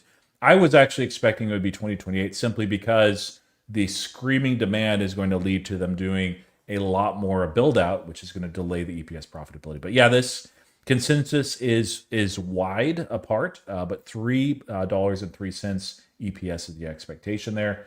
Let's pull up Nebius as well. And if you don't mind me pitching this while I pull this up, Tevis, Yeah. I will put a link in the comments here just now. It'll also be there when it's live. But yeah, Fiscal AI is my sponsor. They're sponsoring on this side of the video, me. But yeah, this is the tool I'm using. That's going to be a 2-week free trial. Save you a little bit of money if you do go through it. I think it's actually a 1-week free trial. Excuse me. So here's what Nebius is expecting, and actually is a little bit wrong. Although this again is a pretty wide range. Let me see if I can zoom that in a little bit more. There, is that viewable? Kind of. Mm-hmm. Yeah, that's good. Okay, so next year, it looks like consensus is 0.36. So just edging into profitability next year. Now, I think like CoreWeave, they're going to hit profitability at some point in 2027. But full profitability, I think, is going to probably be 2020. I think this is a little bit ahead. But yeah, this right here. Well, okay, two things. One is you have to look at how many analysts are predicting. For Nebius, it's actually fewer than CoreWeave, and there's just one that is estimated in 2028. So I don't know if this is right. I wouldn't read too much into the $5.16. And EPS, like revenue is very easy to predict on these. EPS is not. But they're going to be profitable in 2028, like almost for sure. Yeah, I mean, I read this as like quarterly profitability, not full year, and like 2027 is for both of them for a quarter. Okay, But let me pull up quarters. I mean, yeah, like So yeah, the consensus puts it at March. Interesting, March of 2027, with a big drop. That's interesting, huh? Yeah, that would be earlier than I would have expected, but maybe. Is there anything that, like, Nebius better than I do? Is there anything that leads you to think that that might be right? That the first quarter there in March is going to be profitable?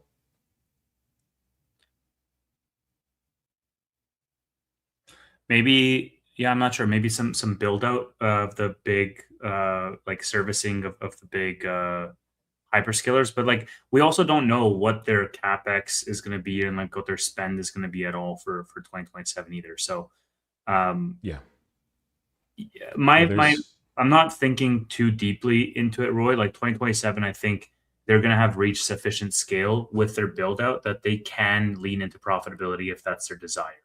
Now, if they want to invest more into the business to keep building out even further, then that's fine. I think that's a trade off that any investor in Nebius would make. But 2027 is like how I'm ballparking it in my head. All right. Have you guys heard about concept of software factory? I just came back from a huge AI conference in SF, and now that's a buzzing term where an AI will produce software continuously using proprietary data. Yeah, I responded to certified. This is something I've heard of as far as a concept. I've not heard it called this, but it makes sense. If we have AI factories, why not software factories? It scares me a little bit, to be honest. Well, a couple of quick thoughts there. For one, it's very good from what I understand. I'm not a coder. I talked to my younger brother, who very much is, and a number of other people that I know in the space. They seem to indicate, like, if you're an expert in the space, if you're a 10x engineer or better, you are going to be able to outdo as far as code, as far as efficiency, as far as design. But it does a great job, especially entry level. Of course, it expands what these expert coders are able to do. So that's an exciting thing. Now, the challenge is if this becomes a reality, all of a sudden you're looking at the potentiality that. So, well, actually, let me take a step back. Currently, the way that these companies are designed is oftentimes some of their key products have like a core developer that is the guy to go to if they run into some issues, they need something major done. And when that person is on vacation, nothing gets done or touched. Perhaps they've been there so long that they're the only one that understand the code. We might go into an environment, if this becomes a reality, that people just don't understand the code at all. That's a scary thing to me, Tevis. Yeah. I mean, it's very easy to end up with a lot of slop and just a non-optimized code base if you let AI do all the coding without proper supervision and guardrails, which I'm sure a lot of companies are just doing right now. But you need a good process as for everything else. He might have been thinking more as far as SaaS. Like that would be bearish some SaaS, but it just exacerbates the ones that are weak and vulnerable to AI even more. But there's also a lot of SaaS that really isn't. It's not going to replace proprietary data, for instance. It's not going to replace IL6 certification. It's not going to replace the familiarity. That's certainly an aspect. So yeah, I would just say it makes it more extreme. Thoughts on bank earnings this week and CPI, PPI? Yeah, Jamie Dimon's the one to pay attention to.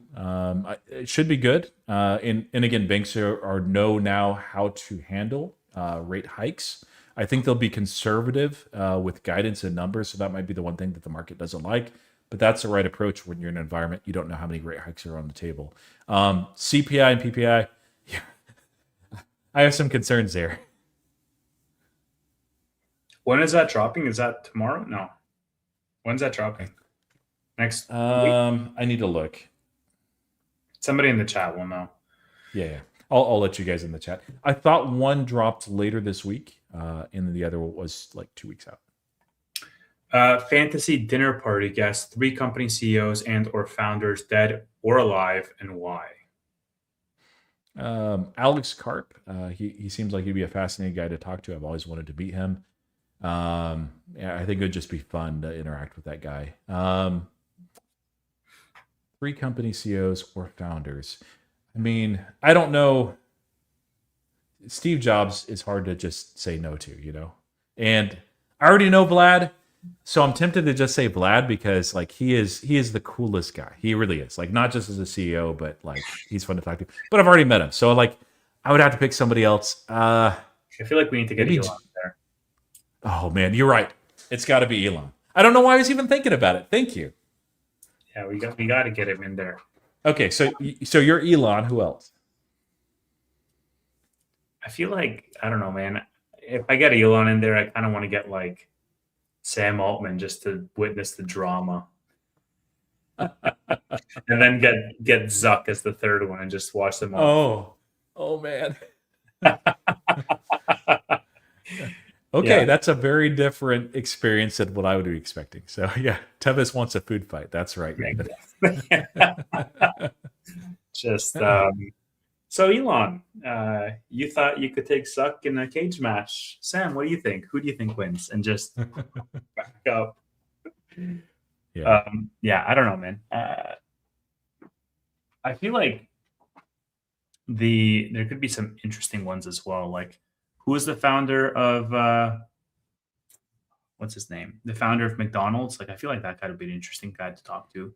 Serial entrepreneur, failed a whole bunch of businesses, and then just like found the right model and just kept tapping that same cheat code essentially. Good movie too.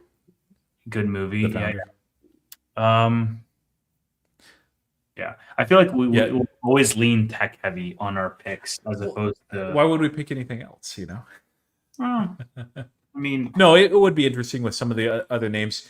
Yeah, I mean, like there's some going back a long, long time that would be really interesting to talk to as well. Yeah, Michael just Burry. He's not a CEO or founder, but get well, I Carp guess and he is of Science Burry in there. Capital. Yeah. Get Carp and Burry in the same room and just have a nice chat. Yeah, Snap guy.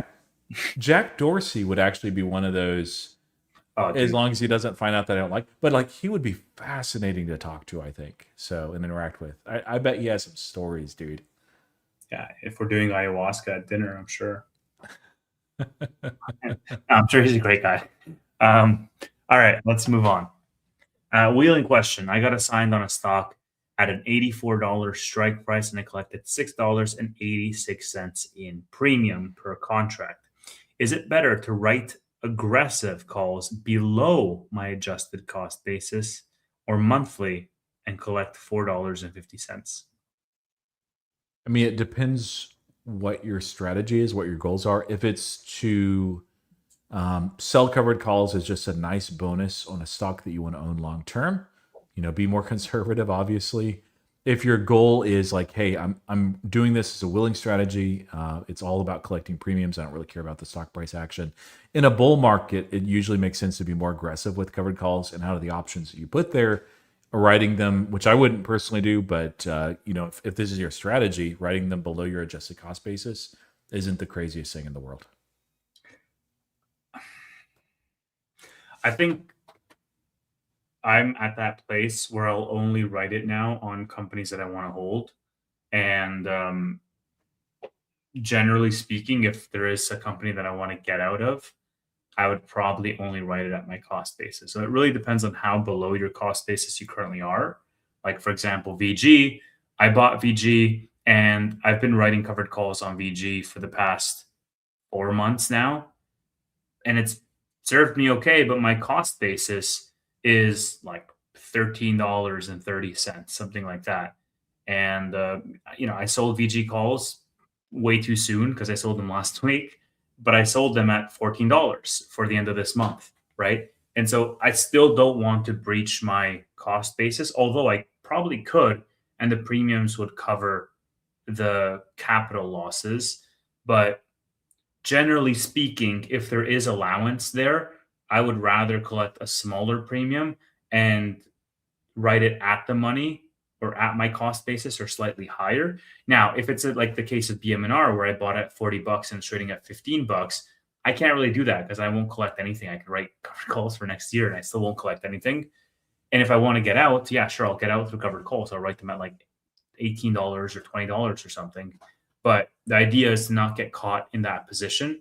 And generally speaking, if it's a stock that I want to hold for the long term, like in my case, a NBIS or an Amazon or a Meta or something like that, then I'm fine. Even if it falls, for me to just go a little bit further out in time and still write it at my cost basis or slightly higher, or sell cash secured puts or buy so I can lower my cost basis. Any of these are strategies that you can use, but it's really difficult when the stock gets away from you and it's a stock that you don't want to end up holding. You just want it to collect the premiums. Like, that's a tricky position to be in.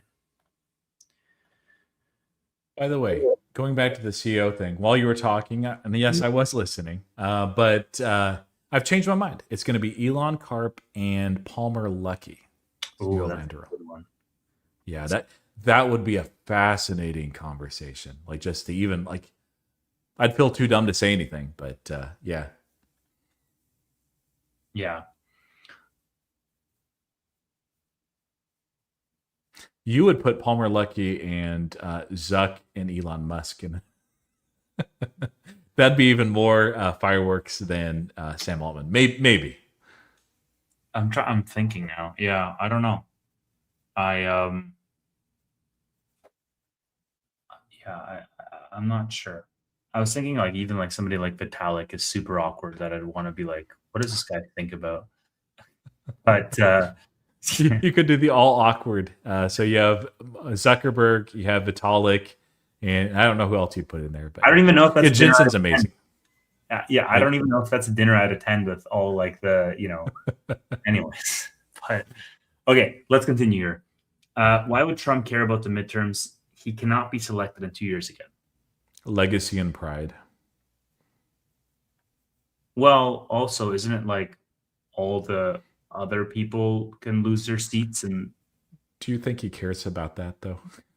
no, but he's going to get Only so much as it benefits him. But yeah, yeah, he's going to get pressure from the cabinet and whatnot. yeah. Looking at constant liquidations in the Korean stock exchange, should we take it as a signal for concern or an opportunity or neither? I'm thinking that, Yeah. but yeah, go for it, bro. The Hynix debut has not gone well, and it's of course weighed on Korean investors who tend to be heavy in tech and also heavy in leverage. And yeah, it's a little bit concerning just because, I mean, it's not going to collapse the market or anything, but there's a lot of people where that can get hurt. And also the tech trade itself can suffer quite a bit if more margin calls are happening. But yeah, there's a lot happening there. Hopefully we don't find out, Raven, but yeah, I would say slight concern. More so than opportunity. Opportunity, obviously, long term. Like if there's names that you find at attractive prices and you want to hold them over the next 5 years, I think you're fine through this. This isn't going to stop the AI build out. Yeah. I like this answer. He can't get anything passed if he loses the House and Senate, and he would face impeachment. Wouldn't be the first time. Yeah. Did you guys see the video? Alex Karp says Palantir undervalued. Yeah, what is he going to say? That's interesting, actually. Well, no, I don't know if you remember, but after he DPO'd the company back in 2020, and then in 2021, fairly early, it was in that first half of the year, he had actually came out and he said that he thought the stock was overvalued. And he'd rather people were investing in this long term rather than short term speculation, which was overpriced. Stocks don't usually react well when the CEO says that they're overvalued. And yeah, that case in point, like the stock fell. A lot of people were mad. If I recall correctly, there was even like a lawsuit from shareholders towards him. So yeah, he's said this before, but no, I've not seen this video. It must be either a new thing or he's reaching back into 2021. But it wouldn't surprise me. Karp has targeted and said that next year, that they plan to grow at 100%. That's not U.S. commercial. That's across the board. They're already growing at 85%. And I need to look back there, but analyst expectations, I think, are for 45% revenue growth next year. So that's well north of it. Maybe they don't reach it. Maybe it's 80%, but that's still a lot of upside. Yeah. Let's see. Chances of SoFi getting into S&P, 3 months, 6 months, 9 months. I think the December one is more likely than not. So I'd say for this current one, maybe 15%, 20%. I think by the end of December, I'd say like 50, 55% maybe. So they'll technically get in next year with January's inclusion, but it'll be announced in December. 9 months out, yeah, I'd just say even higher. So I think if it doesn't happen this year, it's happening next year. Oh, I'd yeah. be very shocked. For sure. But I think it's going to happen this year. Yeah. Where are we with the Clarity Act? Trump pushing to pass it on TS. True Social. Yeah. Yeah. He's pushing for it, but yeah, I mean, they have the August recess. I should make a video on this, honestly. They have a hearing, I think, on July 17th for it, if I remember correctly. I'll make a video on it. Yeah. For smaller accounts, do you feel like consolidation is a better bang for your buck, or learning and applying diversification strategies even early on is more important? I personally diversified more when I had a smaller account, and I real like my learning, if I could go back, was I would probably consolidate way heavier. It just feels scary. Like if you have a $50,000 account and you're like, oh, I'm in 2 stocks, 25 and 25, it feels really scary than if you have 50 grand in 10 stocks and you have 5 grand in each. It feels way more like, oh, I can lose 5 grand. This one can go to 0 and like it won't kill me. But at the same time, like you'll grow way faster if you consolidate and obviously, do your homework and consolidate in the ones that you're most bullish in. That's my thought, but of course, it depends on how you sleep at night. If you are like, hey, this is way too risky for me, then just diversify. Diversification works when your goal is to protect your net worth. So once you've like, if you end up doing consolidation, you hit whatever that number is that's going to help you retire, or you're well on track. Start you at that point. Don't shift your goals, but instead shift your strategy so that your goal is more certain. That wide range of outcomes is very small. So, but I think when you have a smaller account, it makes sense.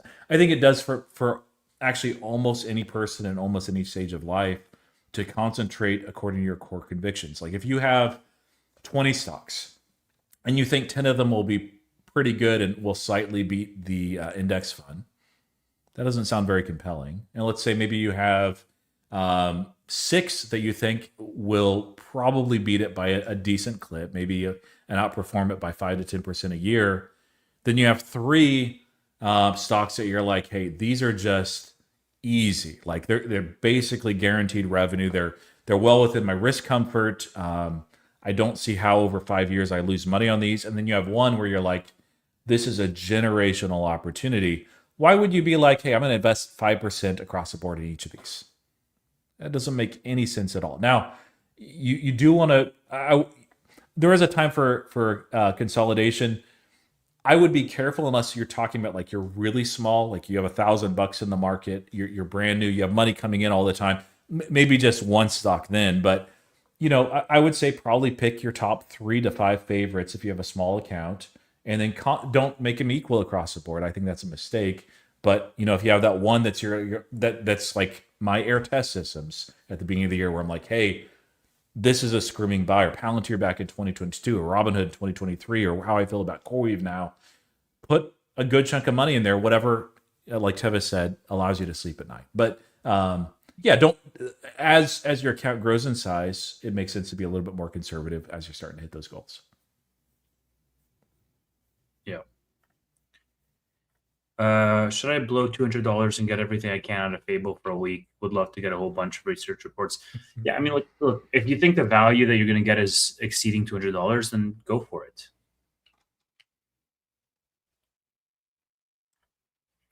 Do I still have a NBIS year-end price target of 350? Yes, that is still very much the price target.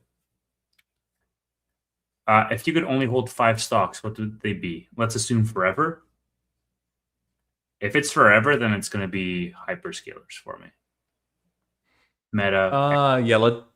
That's tougher if it's forever. Yeah, let's just say forever. I'm going to go with Meta, Amazon, SPY, QQQ. No, stocks, not ETFs. All right, fine.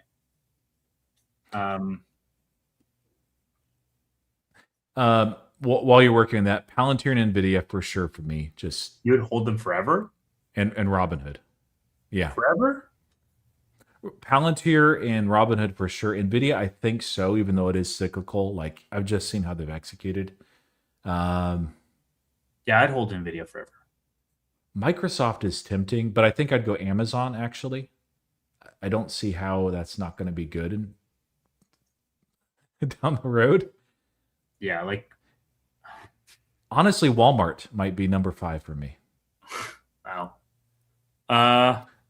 And I'm not looking to make a position. Like in 2023, I thought about it, but yeah, if it's a forever, that's a really long time. And is Walmart going to be around in 2030? I think 5 years ago you could question it. Now they've done very well moving into the e-commerce space. They're starting to get into a lot of other stuff that's generating revenue. So yeah, they're going to be good.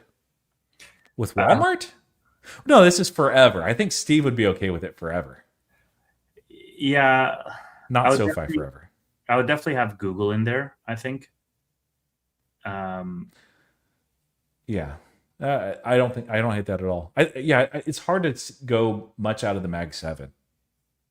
Yeah, I don't know if I want to hold a $10 billion company forever. Like, that's scary to me. You can make a ton of money, but at the same time, it's just like, guys, if it's forever and I literally can't get out of these, I would rather hold, 5 things that I know are not going to go to zero or at all.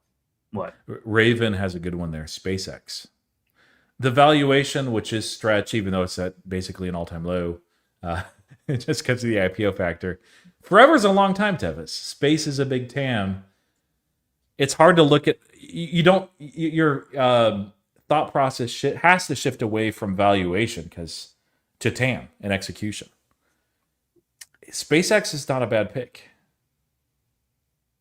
Tesla, even. I mean, I would go SpaceX over Tesla, though, although they're probably going to be one company, so it doesn't really matter.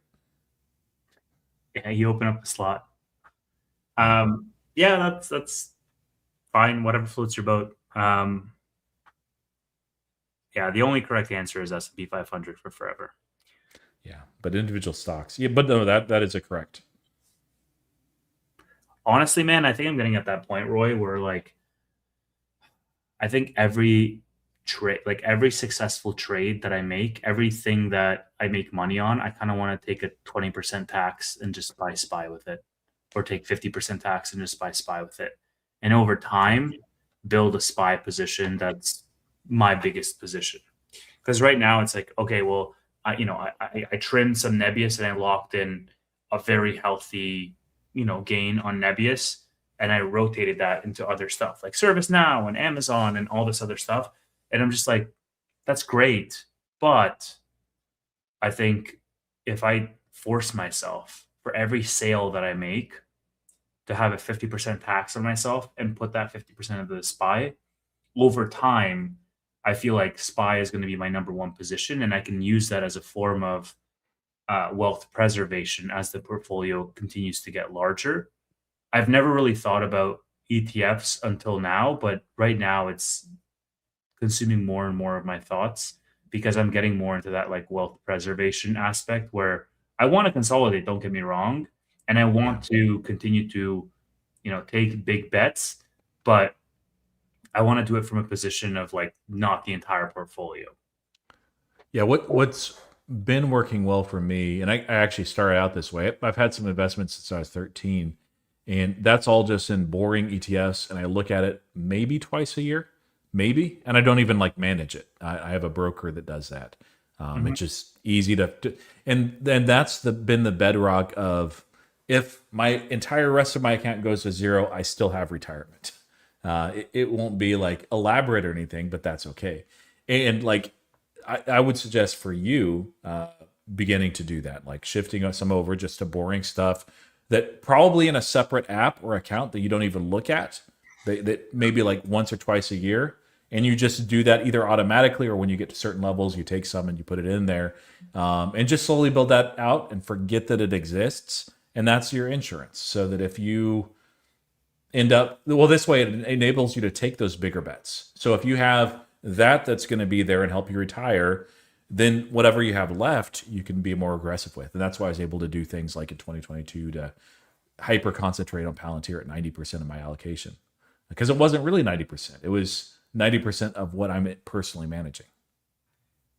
Yeah, I mean, I think the added benefit is also that you can run the wheel on SPY and the Qs and feel zero, zero, like regret about it. If you get your shares called away, you can just get right back in. And so I really, I don't know, I'm thinking about it more and more. And yeah, it's not about, I'm 32, but it's not about like, oh, how old are you? It's just like if your portfolio gets to that size where you get shaky around, if I lose half of this, I'm going to be set back quite a bit. Like you can be 21 and still think about this. Yep, exactly. The timing on my ServiceNow purchase is looking pretty good. Yeah, the only regret I have, to quote the Wolf of Wall Street, is that I didn't buy more. Because I'm really liking ServiceNow going into the earnings. Of course, it was up today. It's about $111. I bought it about $90, $95, something like that.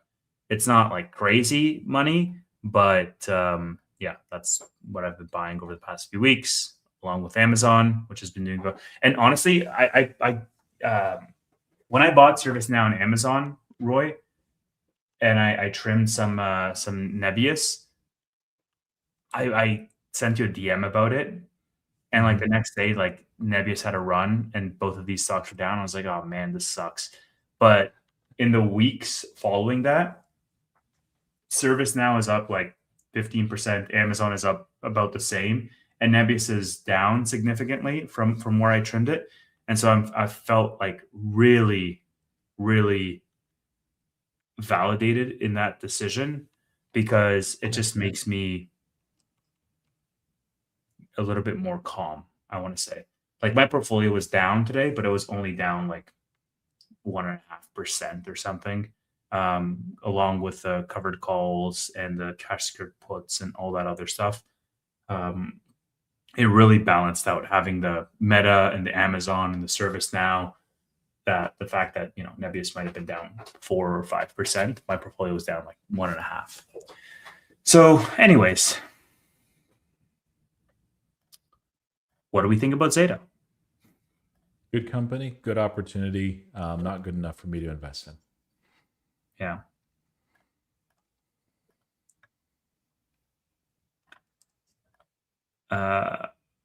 Which one do we think has a more upside 2 years from now at current prices, Nebius or CoreWeave? CoreWeave, easily. Well, I wouldn't say easily, but CoreWeave. 3 years, I think you have an argument for Nebius. I would actually probably lean Nebius, but it's not a... Not for sure. I would say CoreWeave as well. From $83, I think it's an easier road upwards. If you guys use LLMs to help with due diligence on companies, what's one of your favorite or most useful things to ask it to do for you? So what I like to do, not just for my due diligence, but just in my business that I'm a part of, and just my own personal research too, is create a credible counter argument. So I'll use this, instead of like if I can't find somebody knowledgeable in this space to pick their brains at. Sometimes I do, and they're bullish like I am. And we bulls can all have blind spots. I want to know what those are as I'm beginning to go further than just entry stuff. So I'll oftentimes use this. Actually, I'll show one real quick. Well, it is an LLM thing, but okay. Let me throw this up too, since I mentioned Fiscal AI. This is really this I use all the time. Within this tool, they have this research piece right here, and I know there's other things that you can do this with, but I'm just showing you an example. They have the Morningstar. But you can also go here for a AI generated report, and other platforms also have this as well. But this one I think is by far the most comprehensive, like even showing revenue long-term revisions, bulls say, bears say, and it's just when I know very little about a company, I'll start here. And then as I get a little bit further along, I will do my own research. I'm not going to just lean on that, but that's a starting point to see if I want to do more. When I feel like I have the bull argument, I will state that to the LLM and say, hey, this is a company I'm looking at investing in. This is what I'm seeing as opportunities. And if I know some of the bear cases, I'll also note those as well, but why I think that those are flawed. And then I'll basically ask it to present a steel man argument. So I don't want like the weakest possible straw man stuff out there on the other side and pushing back on my position, but also not being so obdurate that it's unwilling to change its mind when presented with strong evidence. And so I'll go from there.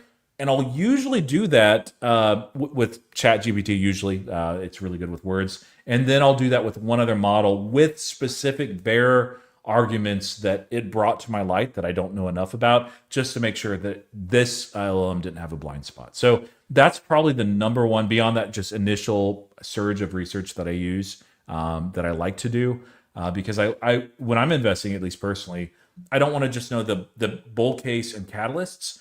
I want to also know what's on the other side too. That's how I get to the risk reward. Yeah, the only thing I'd add is like I also can't stress highly enough the Steelman method, where I'll just say, hey, look, this is my intention. This is what I want to do. And this is what I'm thinking about. Let's have a discussion and try to poke holes into my rationale. And if there's something that's a gap in my knowledge, like let's fill that gap. And so it's more of a conversation with the LLM as opposed to just using it as a research assistant. Great minds think alike. Yeah. Okay, we have about 10 minutes left, and we have 22 questions because you guys keep asking them. So let's run through them, Roy. Yeah. What are your thoughts on high income covered call ETFs like QQQI, BTCI, and NEHI, primarily for retirement accounts? I don't know those specifically. I would have to look at their strategy. There's some strategies I think that are pretty good.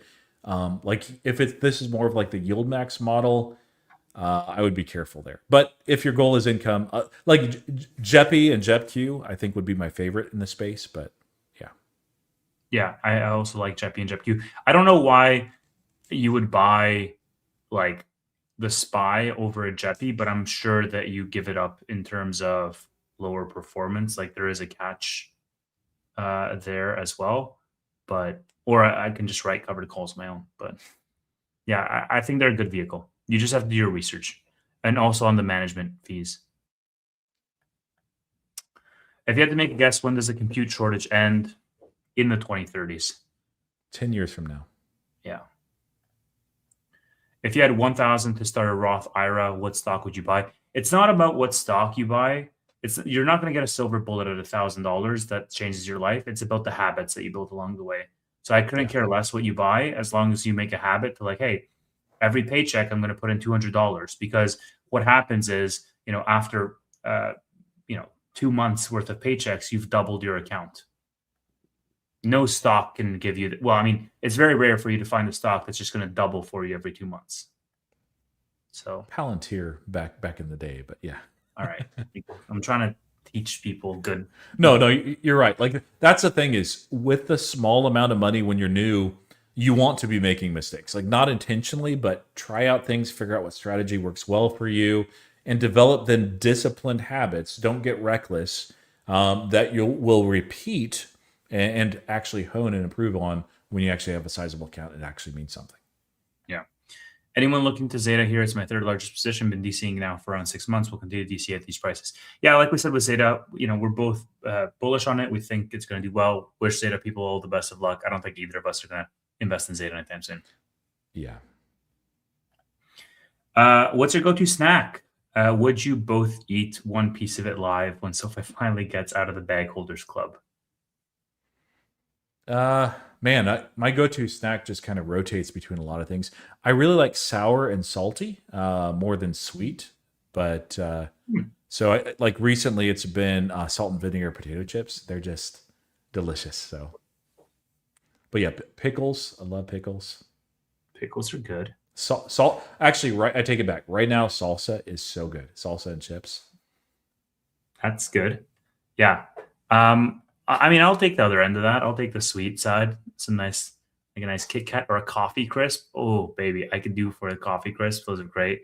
Um, Rice Krispies, always a good time. Yeah. Anything chocolate, Lisa says. I agree with that. Are we into trading cards? No. Roy? No. Back in the day, Magic the Gathering, but that was forever ago. Is Oracle getting close to a price you'd get interested in? It's qualified quite a bit. Yeah. Yes. Yeah, it's interesting for sure. I think I would just prefer to own more CoreWeave, to be honest, or swing back into NBIS. But it is attractive here, I will say. Are we doing a live stock draft this year? Maybe. The other thing we could think about too, Tevis, the other guys have their stock draft. It's around this time of year anyway. Maybe we wait towards the end of the year and we do one for the next year. And we could even maybe include some of the guys like Matt who have done the one if we wanted to. I mean, we could also just get, Neil and I mean, we can't get Chris, but I'm sure we can find, sure. Manuel's kind of making a step back. So I don't know if he would want to again or not. Of course, he'd destroy us again, but although I think Chris won. Yeah. And Tanner, of course. Yeah. Well, Tanner was on the other panel. So Tanner wasn't with us. Wealthmatica would be fun. Nate. Yeah, they would be fun. I think I'd be interested just to see what Manuel would pick, honestly. Oh, yeah. Just so I can steal those picks from my portfolio. Writing it down. And when he says, "Oh man, I was going to pick that," writing that one down. Yeah.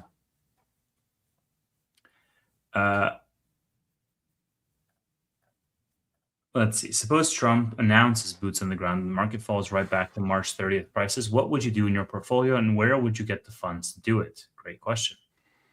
I don't have cash, so I wouldn't be able to do anything about it, sadly, right now. I'd probably do margin, honestly. Because like I'd have to pay the margin, which is what, like 4%, 5%. It's not like with the amount that you can get. I obviously wouldn't go ape into margin with my maximum buying power. I'd probably go like 30% of my buying power, and if it gets really bad, maybe 50% of my buying power. But I would just pay the margin off slowly and try to consolidate into some names, and and probably through cash secured puts. I wouldn't just outright buy the stock. I don't know, maybe a little bit of hedging too, like buy some VG or something. Rachel says YouTube plus Neil and Nate would be fun. I agree. Yeah, let's get that set up now that I'm back in the same time zone as you guys. That would be cool. Would you rather hold 1,000 shares of CoreWeave or 500 of CoreWeave and 1,000 shares of Iron at these prices? Iron, Roy, is under $40 a share. Yeah, I had to look it up because I'm like, I knew it fell today. I didn't see where it settled. 38.98, which is crazy, down 8.71% of the year. I mean, some of the fall is deserved, frankly. Leadership and execution have been problems, but undeserved as far as a stock price. Iron should be trading higher. That said, I would just rather own more CoreWeave because CoreWeave has fallen as well. It's very attractive. Yeah. I mean, fast forward several years, I don't think you could go wrong with either. But yeah, I'd rather just pick CoreWeave, honestly, even though Iron is pretty cheap here. Any thoughts why New traded 133 million shares today? Yes. There was an announcement. It either came after hours or it came late on Friday. And Mexico had now approved Nubank's license. There was a different level to it. They've already been building out depositories. They've been doing a lot of things in Mexico, but this was the big approval that they're waiting on. I don't remember the name of the license, but look that up. You'll see news over the weekend that filtered in from that. So I think it's mostly related to that. Mondays can have a little bit more volume as well. There might be something else, but that's the big piece.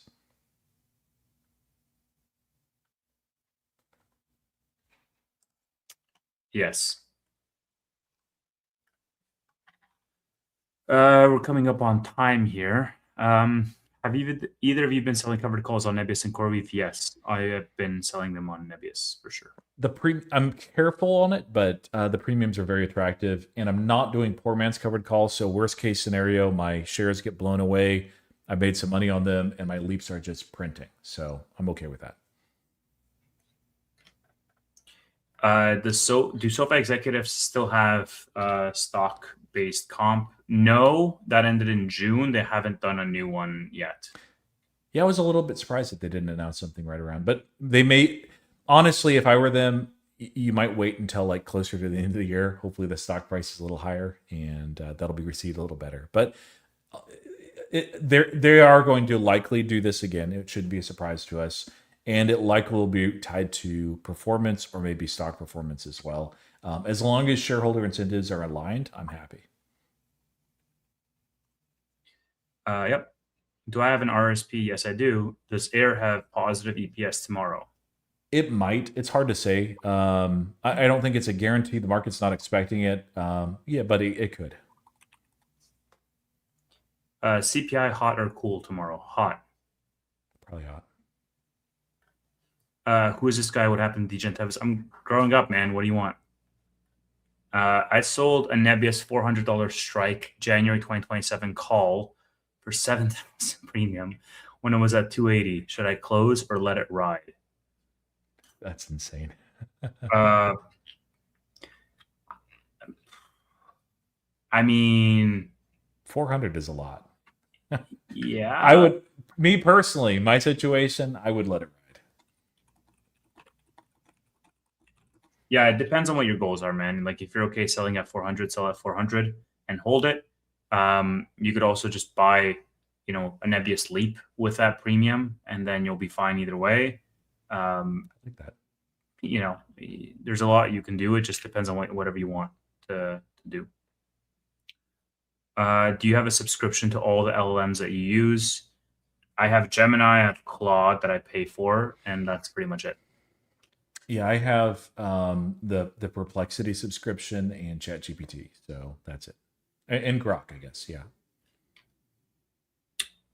Grok's actually gotten better. I'm very pleased.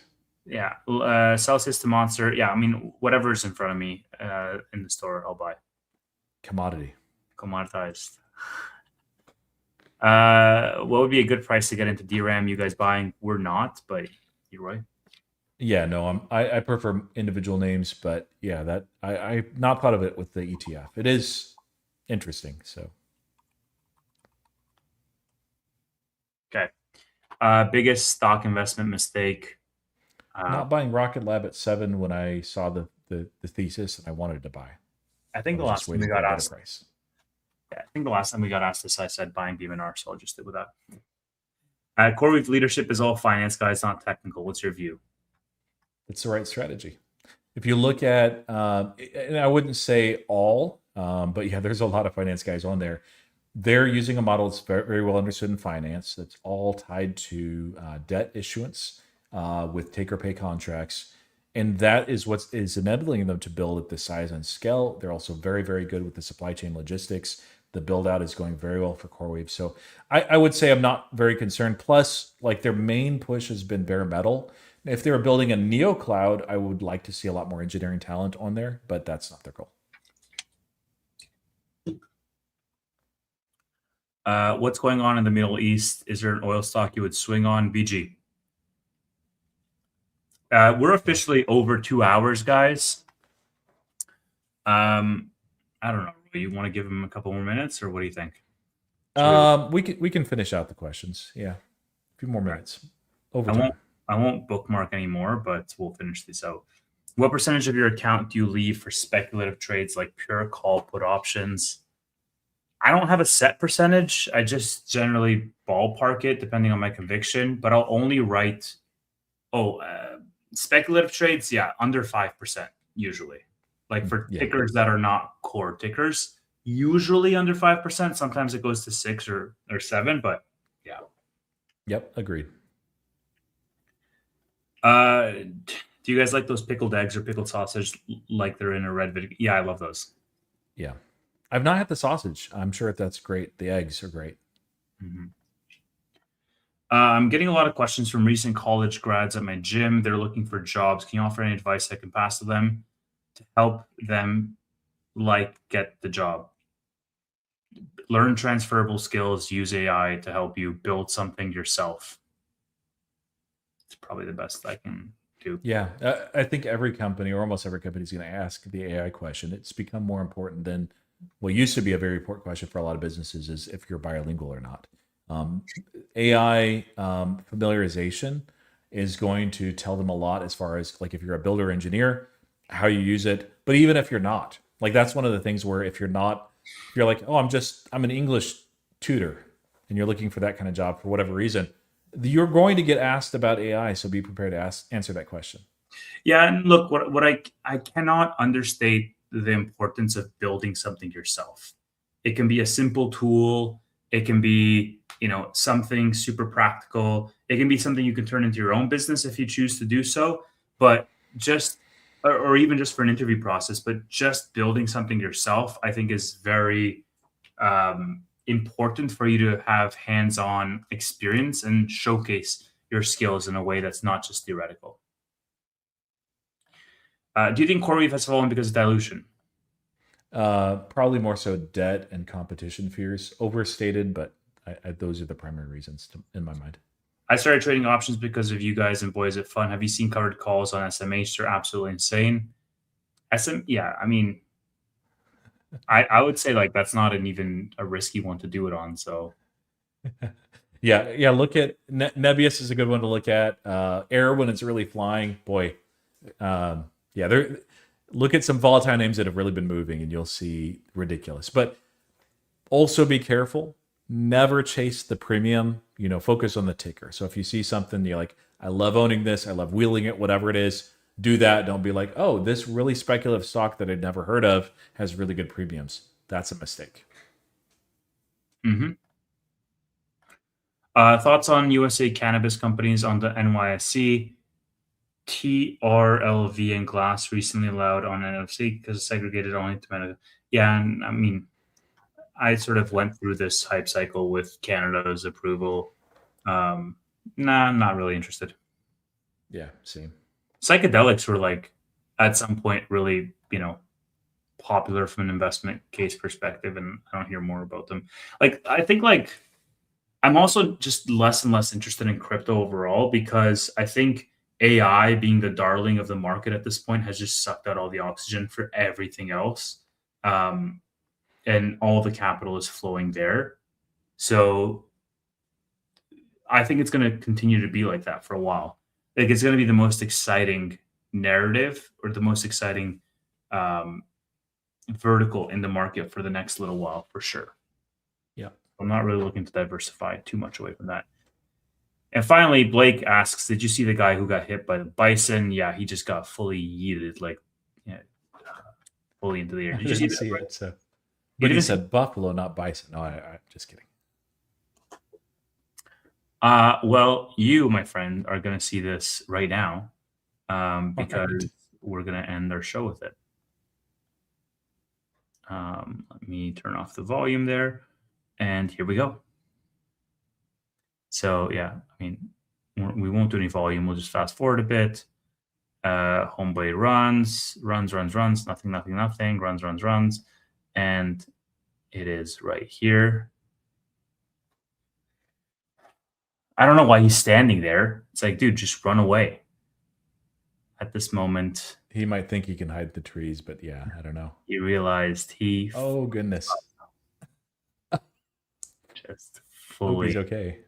Yeah, I've been charged by a moose twice, and they're big animals. So one time it was a calf, but yeah, the other time it was a bull, and that was a scary thing. So feel Yeah, for dude, that those guy. things are like 2,000 pounds. So yikes.